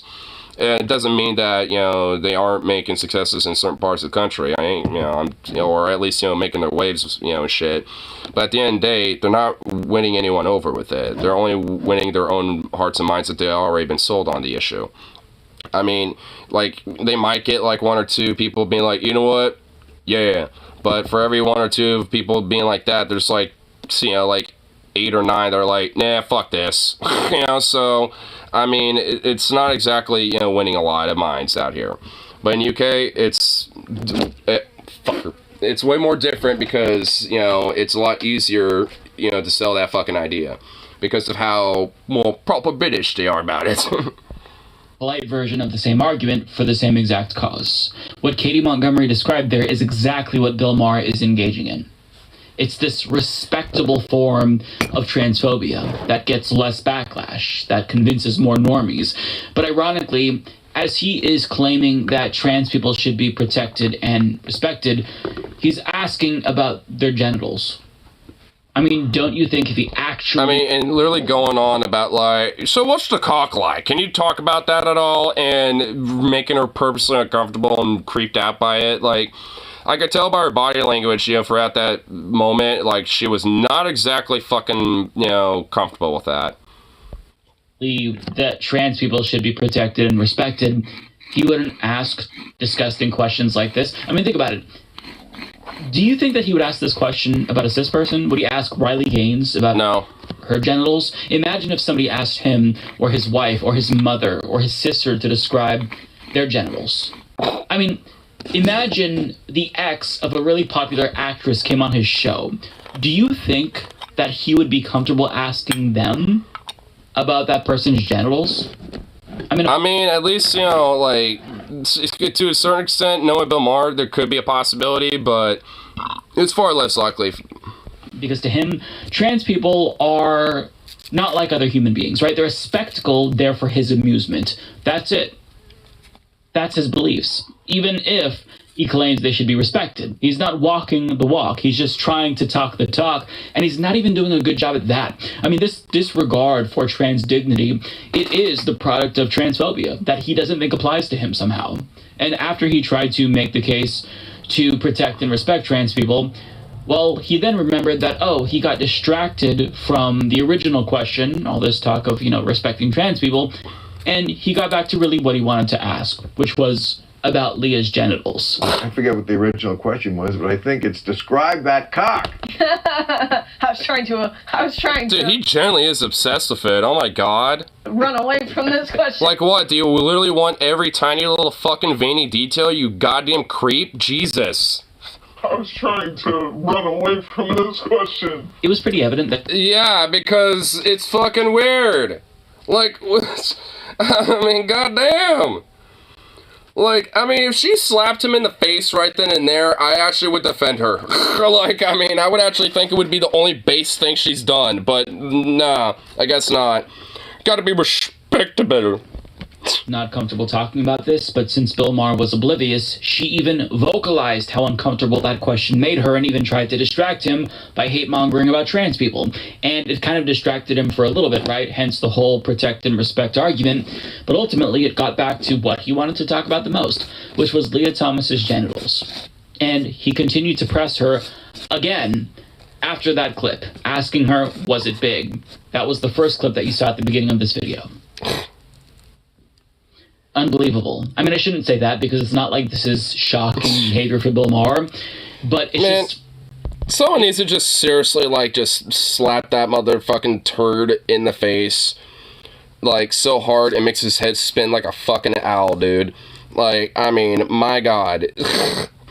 I mean, like, honestly, like, I know these, like, you know, bigoted fucks, you know, tend to be weirdly obsessed about this shit, but, like, I mean, because, like, you usually see a lot of it for text, right? Like, you know, for these weirdos, for, like, comment sections and live chats and stuff, or whatever the fuck. You know, wherever they happen to be lurking around. But then there's, like, you know, vocally hearing it. And honestly, like, hearing basically just some of the shit that I will read from these weirdos vocalize just really makes it that much more, like, like, now every time I read one of those weird comments, I'm just gonna think of Bill Maher's, so it's like, shove me the dick! You know, fucking shit. Like, cause, oh my God. Like, why is it, like... Does Bill Maher really, like, dude, he secretly wants to, like, you know, do some sucking on that, you know what I'm saying? Like, he wants that. Like, I mean, because why is he so fucking obsessed? Like, there's the only reason why someone has to be so obsessed about something like that is because they want it. Like, and they are really obsessed with the idea of having, you know, that around and, you know, potentially, you know, experimenting, you know, and doing something that might be, at least to them, specifically unnatural or whatever the fuck. They, you know, to them, it's like, you know, some sort of an exciting thrill, basically. You know, so, like, this obsession ends up becoming a projection, you know, like, at the end of the day, like, every fucking time. Because, like, every time they obsess over about, like, you know, this type of shit, especially about, like, show me the dick, basically, I mean, it's telling. It's fucking telling. I mean, like, because there's no other reason why you'd be obsessing that much unless you were curious and wanted a little bit on that action. Like a fucking weird, perverted old creep. There's so many reasons why this is not okay. But there is a specific reason why transphobes in particular are hyper-focused on the genitalia of trans people. And interestingly enough, this was actually addressed in an interview with Leah Thomas. Not that interview with Bill Maher, but why genitals are the focus of transphobes. And it's important to get her perspective, which is why I want to play this clip, since Bill Maher didn't give her the luxury of defending herself. So let's listen. They're using the guise of feminism to sort of push transphobic beliefs. And I think a lot of people in that camp sort of carry an implicit bias against trans people, but don't want to, I guess, fully manifest or speak that out. And so they try to just play it off as this sort of half support. They think about how twisted feminism, quote unquote, feminism has become. Their arguments, you know, in order to exclude anybody in the trans category, you have to reduce women to reproductive capacity, which is, in my opinion, extremely anti-feminist. I don't want to put those women down either, and I know you don't want to either, because I see pain. All of that was completely spot on, but reducing people down to their genitals is the go-to move for the policing of all queer people, not just trans people. I mean, think about it. I mean, especially if you want to undermine, you know, a lot of the more, like, anti-feminist points and positions that a lot of those type of people, you know, force, like, you know, just, you know, reducing women to just, like, reproductive action, like a lot of traditional conservative Christian types, you know, would do and shit. I mean, it's an easy way to, you know, like, normalize, you know, a lot of, you know, these other, yeah, like, more regressive, you know, type of ideas and shit, because it just, you know, puts that more, you know, on, at least, you know, in a more immediate sense on the back burner, but becomes, you know, part of the whole bigger, you know, cook fest, essentially, you know, the pot they're brewing. Because it's, you know, like, because all they have to do is just, like, add a little bit of the sense of, like, oh, see, you know, the whole idea of, like, trans people is actually anti-woman, and then they actually, you know, put on the back burner, like, you know, like, anti-abortion, or, you know, like, you know, restriction, you know, broadly, just restricting women's bodily autonomy and stuff like that. Like, it's, you know, a way to essentially be a scapegoat and a red herring. You know, especially when it comes to trying to, like, push for other issues that they know they can't necessarily win on for the majority. Vagina, you are sexually incompatible with someone else who has a vagina, because God didn't design you that way. This is the old homophobic argument that we heard from evangelicals. Or, if you have a penis, by definition, you can't have a feminine gender identity because that's reserved for people with vaginas. It always comes back to genitalia, every single time. Some school sports bills and bathroom bills from Republicans could literally lead to genital checks of children, but yet they do it. Which is more pedophilic than what, anything that any gay or trans person or drag queen or king has ever done. Like, honestly, it's just like, yeah, let's let some old creepy perv, do some inspections on kids. Like, because, that's not going to lead to really bad results at all now. I mean, when a man from Kelowna, British Columbia, accused a 9-year-old cis girl of being trans, he reportedly asked to see documentation proving that she was born a girl, and his wife allegedly called her parents genital mutilators. I mean, it always comes back to genitals for these freaks at the end of the day. And then they project their obsession with genitals onto trans people and accuse them of perving on cis women in bathrooms, for example, because that's what they want to do. Not necessarily Bill Maher, but transphobes more broadly speaking. And then also they'll accuse parents with trans kids of being genital mutilators after they probably circumcised their sons. Every single... Man, it's like, honestly, like, hypothetically, if I were to ever have a kid or some shit, and one of these fucking freaks ever, like, called me that, I'd be like, wanna meet? Hey, sit on my face, let's go. What's up? Because, holy shit, let's just say that person would not be having any more teeth. They'll need a lot of dental care. Is a confession, and that statement is especially true when it comes to accusations that Republicans lob at LGBTQ plus people, and apparently it also applies at Bill Maher, who wants you to think that he is a liberal, or a trans ally even, which is comical at this point, but that's not really surprising to anyone who pays attention. I mean, it's just like... In a way, I feel like Bill Maher is pretending to try to... Or, not really pretending, he thinks he's trying to wear a mask still, and have a mask on, but... It's like one of those masks that basically has just been so used and worn in that it's literally got, like, holes everywhere. It's kind of ripped on one end. It's barely being held together by, like, some tape or some staples or some shit. It's just like one of those fucking things, where it's like, you could just obviously tell it's not even really a mask anymore. It might as well be off, but he's still attempting to try to wear it while also being a weird, creepy, fucking disturbed perv. Like, Jesus Christ. I mean, it's one thing to be like, like a horny freak. Like, I'm a horny freak, for fuck's sake. But, I mean, goddamn, like, it's a whole nother ballgame when it's just like you're genuinely hyper-obsessive over shit like that. Like, god fucking damn, dude. Ugh. Well, I'm generally creeped out. I got the weird EBGBs now. Ugh. Gotta, like, shake it out. Ugh. Like, I really do feel like I need to, like, shake that shit off me now. Like, ugh.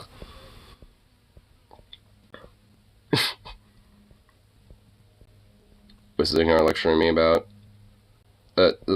Well, nothing at this point. I mean, I pretty much said what I had to say. So... Walked away. Well, I mean, you walked away at the end of what I was saying, so, yeah, I mean, there's nothing else at this point. Just came back. Well, what's said was said. Yeah, but so there you go.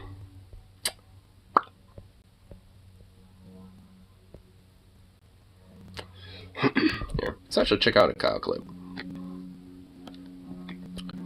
See what Kyle's been doing. What you blowing today here, boy? What you got? What you got here, Cal? Venom, Jesus Christ. Are you... Don't be pulling a Bill Maher in here.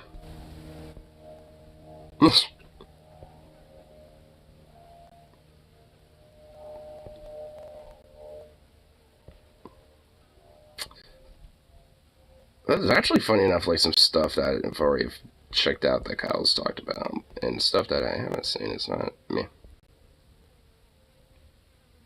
Wait, what the fuck? Stuff. Wait, Foxes is crying over the Dark Brandon meme? Okay, alright, I'll buy on this. This is actually kind of cute. Oh my god. Wait, so they took the meme, like, oh, the Joe Brandon meme, and, like, let's go wait a minute, so Fox News and all these conservative dipshits, appropriated the meme, and now that because Joe Biden decided to embrace it, like, now they're all like, no! You can't have it. It's not funny. It's not funny anymore. Like, wow, dude. What a bunch of bitches. Hosts on Fox News threw a little temper tantrum and flipped out because Joe Biden is selling Dark Brandon merch. Now... What? No way. Okay, I didn't know it was that. Okay, hold on. I gotta see. Wait, no, really? Okay, I want to actually see some of this. Hold on. Before we even continue with this, I got to see some of this. What? If I look up Dark Brandon merch, like, will that actually come up? You fucker. Where are you? Where are you, bitch? Where are you? Where? Come on, huh? Come on, huh? What's up? What's up?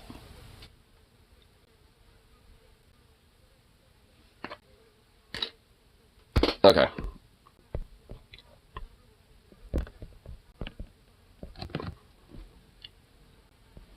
Oh my fucking god.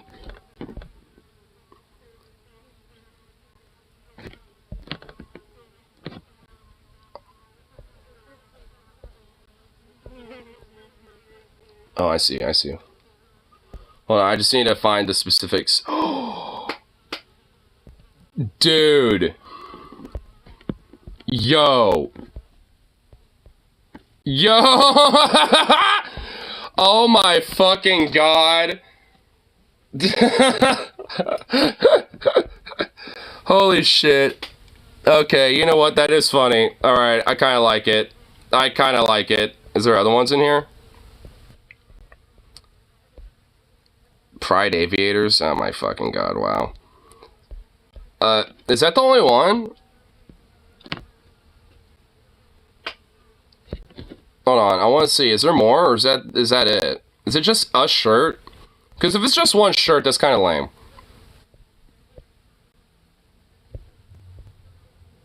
Oh, they got a crop top. They have crop tops? You can actually buy a crop top, dude. Okay, I might buy that for the fucking memes, bro. I unironically might buy that for the memes. Holy shit. Holy fucking god, dude. This is great. Wait, is that it? There's only 2. Okay, that kind of sucks. There's only 2? Dude, they need some stickers, like... If they honestly had that in sticker form with just, like, you know, Biden there with his red eyes, just that, I actually would buy that. Oh my god, wait a minute. Dude, they got more. Hold on, I think they have more. Hold up.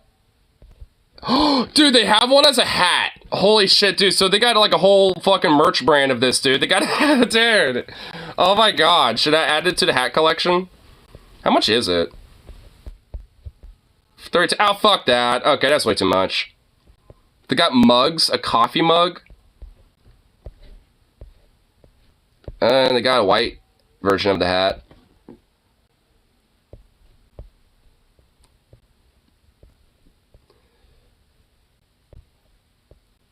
Okay, they got the most stupidest fucking stickers, honestly. They do have stickers, but they're literally the most stupidest fucking stickers ever. Hey! Zooks! Hey! Yeah, okay, it looks like, yeah, they only have a few things, but... Dude, why would someone buy a sticker pack of Kamala's signature, dude? Or a shirt? Oh my god! Man, fuck that. Man, they got some... Oh, you fucker. They got some cringe-ass merch, honestly. The only thing that's actually worth the fuck is that Dark Brandon shit. But I want one without the 2024. Because, I mean, I ain't gonna faux for them. But I will take the Dark Brandon shirt if it didn't have that. Because, honestly, I'm not even gonna lie, that's kind of funny. Honestly, I'd rather get the, like, if they had, like, a sticker of it with just him, just with those laser eyes, I would, honestly, unironically have that. Just one of them, but that's it. They're flipping out is because this was, like, the one instance where Biden, like, anytime he would do something good, these memes would fly all over the place on social media. It's like, oh, look, Biden morphed into Dark Brandon because he's, like, reducing student loan debt or pulling out of Afghanistan and telling the media to go piss off as he does it. Like, it's actually something that showed some genuine organic support for the president at one time or another, and so that's why they're like, this isn't good. Don't sell the merch. This is bad, bro. So this is a hilarious clip. Let's watch. it's so funny. They're trying to present. You see the weakness here with even his biggest supporters in the mainstream media freaking out. But this mug is like about trying to present him as tough and badass when we know he probably wears diapers and he falls off of his bike. So. Okay, maybe he does, like, wear diapers, but guess who also does? Trump. He also wears diapers. Like, you can literally tell by looking at some pictures of him when he's golfing, bro. Like, what? Like, you're not gonna say that and just, like, glance over that bitch. Like, you can't use that, you know, for, like, for a fucking gotcha. And also, yeah, Joe Biden might have fallen off his bike once because he's an old fart and probably shouldn't be riding a bike anymore. But guess who would never be able to ride a bike in the first place? Trump. Like, I see that motherfucker, like, literally getting on it, and before he even starts pedaling, fucking immediately falls. Okay, like, that fucking Cheeto lard motherfucker ain't going to be on a bike at any point, like, ever. I don't even think he's sat on one in his life. Look, that cuts both ways. So when Trump... Yeah, it does. Anyway, yeah, we get it, though. Just keep clip, yes. Who... We need to figure out what this is. Well, what do you think it is? I mean, obviously... Him selling merch. This is a man who is, you know, his economy is in trouble. He is censoring all of his, you know, anyone who contradicts him in his narrative online. What, like y'all do? Or like Trump? Or like, you conservative fucking psychos? Like, okay. He's trying to imprison his own opponent. Yeah, I wonder why. Because he literally has been fucking, like, doing overt crimes and shit, you fucking... Okay, whatever. He's doing the thing literally immediately after she said he's weak, he's wearing diapers, he's useless, he doesn't do anything. Now it's like, actually he does everything, and he's to blame for all these things, and he's way too powerful, and way too corrupt, and way too authoritarian, and strong-handed. Which is just like a, you know, actually like kind of a fascistic trope, too.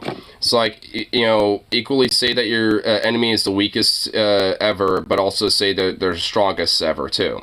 You know, it's like, oh, they're so weak, we could literally crush them right now if we just, you know, did it, you know, just, you know, seize, you know, the power. And at the same time, they're so strong, and if we don't do anything, then, you know, we'll be immediately crushed and we'll have no chance, you know, basically. It's like, it's essentially a catch-22. Like, there always has to be, like, this, like, looming, like, existential threat, like, one way or the other. So then, depending on whether they're doing shit or they're not doing anything, like, it, you know, it's one that cuts both ways. Like, either way, it would work. Again, which is it? She's going after the left for being hypocritical, but then Which I would argue is Joe Biden's just literally maintaining status quo, so that's more weak than anything. As far as Trump stands. Trump. I mean, well, DeSantis, like, policy-wise, but Trump because he's generally more of a threat. Exact same hypocrisy, except even worse. Who is going to step up? Will it be Gavin Newsom, or will we get a surprise in Michelle Obama? Well, we know he... I can't with this Michelle Obama point. For the love of God, she said 87 times she's not running, but the right keeps trying to will it into existence. It's not... Why are these conservative weirdos so obsessed with Michelle Obama? Dude, ever since 2008, there's always been, like, this weird obsession about her with these fucking weirdos. And what, like, like, the only time I ever hear about her is literally because of conservatives. Like, no one on any other political spectrum gives fuck one about her anymore. Like, It's not, stop it. She's never said, she mentioned like a couple times. They want Michelle to be trans as well. Yeah, they're also obsessed with the idea that Michelle Obama has a dick or something. It's just like, I don't get it, man. They are so fucking obsessed with her. It's so weird. Like, yeah, and you know what? Again, with, you know, Mike's point about, like, it always goes back to genitals. Well, there you go. See, with Michelle Obama, same fucking thing.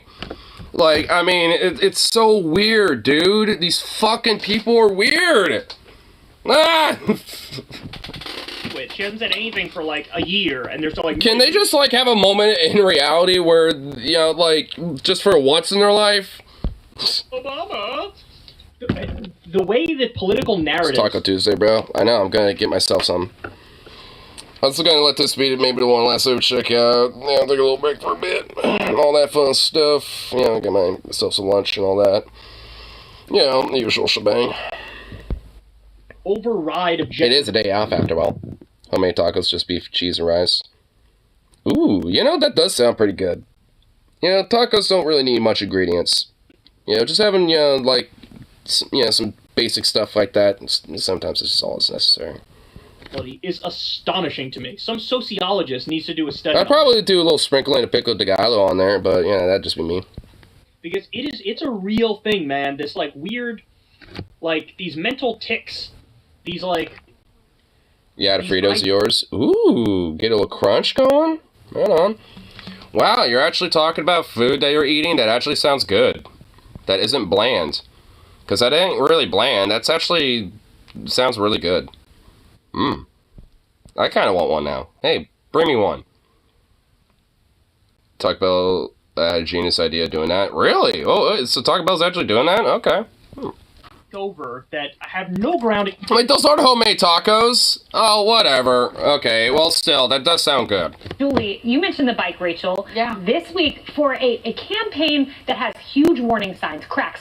If you look at the numbers among the base, you look at the numbers with black voters, with young voters, with Hispanic voters, there are visible warning signs. There definitely are visible warning signs, but now... I mean, yeah, but, like, the use as a point for, like, your right-wing talking points is funny. Because a lot of those, you know, voters, especially considering that she's mentioning young and marginalized communities and shit, like when it comes to Latino and black voters and stuff, yeah, they tend to lean a little bit more left than not. And because of that, like, they're less likely to be voting for Trump. Oh, is YouTube chat being shitty again? Oh, so you made homemade tacos, but you... Okay, so you just took a... Okay, alright. Just had to be a little clarification. See, I'm not a hack, so I can come out here and say, oh my god, it's crazy that Biden and Trump are basically tied in the general election polls. Joe Biden has plummeted with young voters. The polling among young voters has fallen off a cliff. It was like 60% when he first did the student loan debt reduction. And it's just imploded. Well, because, like, he basically hasn't really done much to actually take a strong arm approach to, like, pushing it through. Outside of just, like, YouTube chat this. Alright, it's working again. But, like, basically because, like, you know, Biden hasn't really done much to actually, like, push, you know, this whole student loan debt thing outside of just, like, the, like, couple times he's like, yeah, let's do it. And then it's, like, pretty much the Supreme Court at first was like, no. And now, you know, it just hasn't really been attempted that much since. So it's just, like, that's kind of the main reason why. If he actually was being, like, gun-ho and being like, all right, well, fuck you, Supreme Court, you know, I'm still gonna do it. And just, like, basically kind of took the Andrew Jackson approach and just, like, didn't abide by the Supreme Court's ruling, I mean, that would have maintained. Even if it did drop a little bit, it would have probably popped back up. Like, I mean, if he just took a fucking strong arm approach of it, but he didn't. I mean, it's like it, you know, helped a little, you know, when it did, but, like, a lot, it didn't do nowhere near enough, obviously. I mean, and if it actually did go through, it still would have at least helped, you know, an extent. And that at least would have been, while incremental, some genuine harm reduction.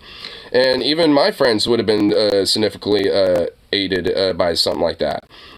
It was 30%. I don't know if it's still there, but it was around there. I can say that because I'm not a hack. I can go after Biden and Trump. You, on the other hand, will only go after one. And we know why. What is he doing? He's on a beach. He's on a bike. He's on a 10-day vacation in Delaware. This is what he's doing. Oh, yeah. While Trump was going to Mar-a-Lago every goddamn day while he was president. Like, I mean, yeah, Biden's going to do this every now and then. I mean, I really don't give a fuck if, like, a president does this sometimes. But, like, I mean, it's still annoying, but whatever. Democrat Party member, I'm saying let's bring in Gavin Newsom because this guy doesn't seem to care. If I'm a Democratic Party member, I'm embarrassed because he's actually doing his Democratic Party a disservice. Dark Brand is not funny. I mean, that's actually a really dark joke.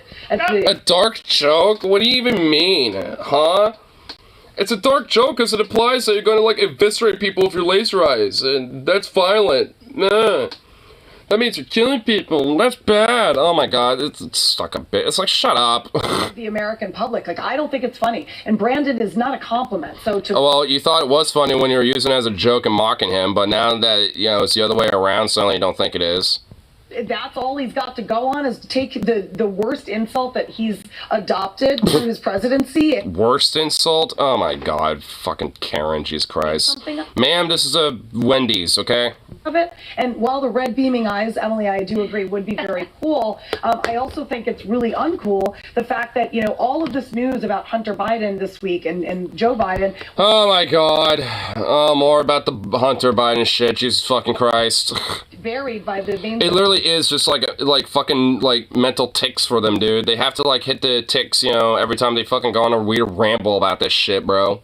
Media because of the indictments, when our main focus should be our president and the dark days of summer. That's what his mom would say. When Hillary called Trump people deplorable. The dark days of summer. Oh my god, like what the fuck is he? Like some dark lord of like, some kingdom or some shit who's about to like unleash, his like, wizard army or something, bro? Like fucking Christ, man. Pipe the hell down, you fucking weird Fox News RP. Jesus Christ. They started wearing like deplorable shirts, right? This is politics 101. It's like you adopt the thing as like a badge of honor. Tyrion Lannister said it in Game of Thrones, like wear your, whatever flaw as a badge of honor, so everybody knows you're not ashamed of it, and then it can't be used as a weapon against you. And the whole Dark Brandon thing, I mean, that's sort of how it was birthed, truth right? to it. It's like everybody viewed him as sort of weak and ineffectual and gets nothing done, and it's like, well, what if we lived in an alternate reality where he was the opposite of that? And then every now and then, in very rare moments, he would come through as, like, doing some dark... I love how Biden is both a genius and dying to them. I know, dude. He's like some Machiavellian, like, commie wizard, but also like an old decrepit puppet that's dying, from the inside out, at the same time. I mean, like I said, it's like the old-fashioned trope of, like, your enemy is equally weak and strong at the same time. Type shit. Pulling out of Afghanistan, berating the media when they were effectively trying to shame him into going back into Afghanistan. Excuse me. That was a Dark Brandon moment. Reducing the student loan debt, that was a Dark Brandon moment. So, like, going after, like, Marjorie Taylor Greene or something in a speech, which is a low bar, but hey, at least something, right? That was a Dark Brandon moment. But yeah, most of the time, you get the weak, ineffectual old man who doesn't know where he is. Every now and then, some sprinkles of Dark Brandon, but that's why they're flipping out, because the only positive moments, like, actually, there were no positive moments, and Dark Brandon isn't funny, and it's actually a really dark, bad joke, and actually, I'm gonna comedy shame you, and I don't like this. I'm just gonna totally you and say this is mean, and it hurt my feet. Jesus Christ. Fucking snowflakes, man. Being a Fox News commentator is like the easiest job in the world and the least intellectually stimulating thing in the world. Because you know exactly what you have to say and what you have to do. Except there's powers off.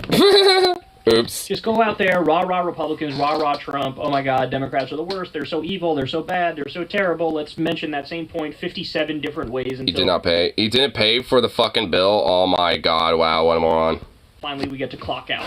That's what they're doing here. Let me guess, he's gonna blame Joe Brandon about it, dude. He's gonna I'm gonna blame goddamn Joe Biden, that son of a bitch. Turning my power off, that fucking communist. Be a little more nuanced. You gotta be a little more reasonable about it. You gotta finesse the point more, massage the point more. Because when you don't, to every normie out there, it just comes across as weird. Like, really? Really? You're attacking Biden's campaign because they sell Dark Brandon merch? Of course they should. The only merch they should sell is Dark Brandon merch, you absolute freaks. Yeah, no shit. And I just looked at their goddamn fucking, like... I looked at their fucking, shop, and honestly, most of it was cringe. The only shit that wasn't cringe was the Dark Brandon stuff. This stuff is basic. Hey, y'all, do me a favor and... I mean, honestly. I mean, like, yeah, like, the rare time their merch isn't cringe, like, they freak the fuck out over it. I wish they did stickers of it, because literally all their stickers suck. Sorry, my new phone's still getting used to it. Yeah, it's okay. He did not pay. My new phone, still getting used to it. It's more sensitive than my old one, so some messages might be disjointed. I'm just fucking with you.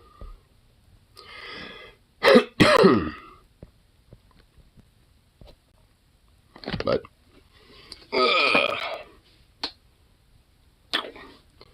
yeah, but let's get myself a little bit of lunch in the meantime. And then, at least send to my friend Rich to see what the game plan is for tonight. Because I know I'm going to be hitting up him and Melty take a zook off out to the river, gets barbecue going, chilling, have some vibes. I think Gwen definitely likes Miles. You think? It's not just heavily implied. I think it's just, like, I think there's a lot of just subtle context clues. Like, a lot of subtle context clues. I think they like each other, and, you know, I think in the third movie, there's definitely going to be, some more exploration about that. I just got a gut feeling. That's going to be our romance plot.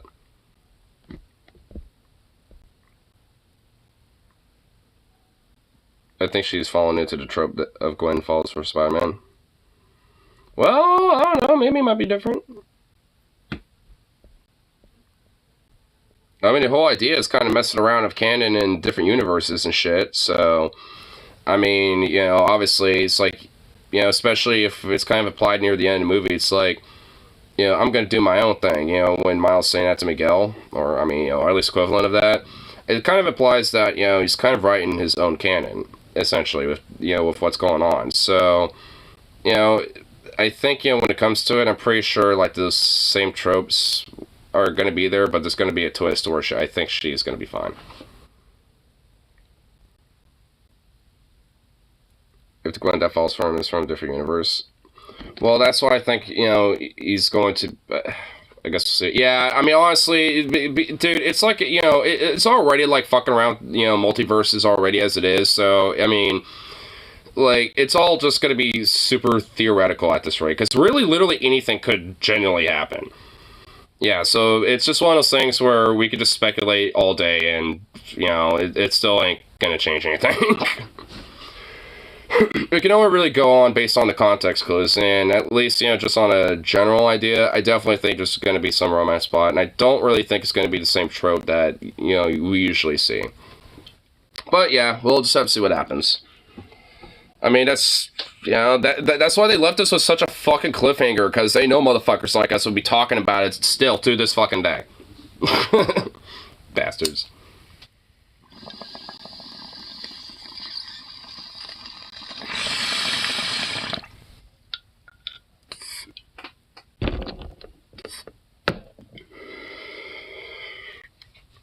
But anyway, I'll be back in a couple hours. Probably around like 6 or something like that. Maybe we'll tune into some Money Nuggets while we chill around and see what news they're going into. But at least in the meantime, I'm going to give myself some lunch. And see what the game plan is and all that fun shit. So, at least till then, I'll be back, you know, a little later. All that fun stuff. So, peace out. And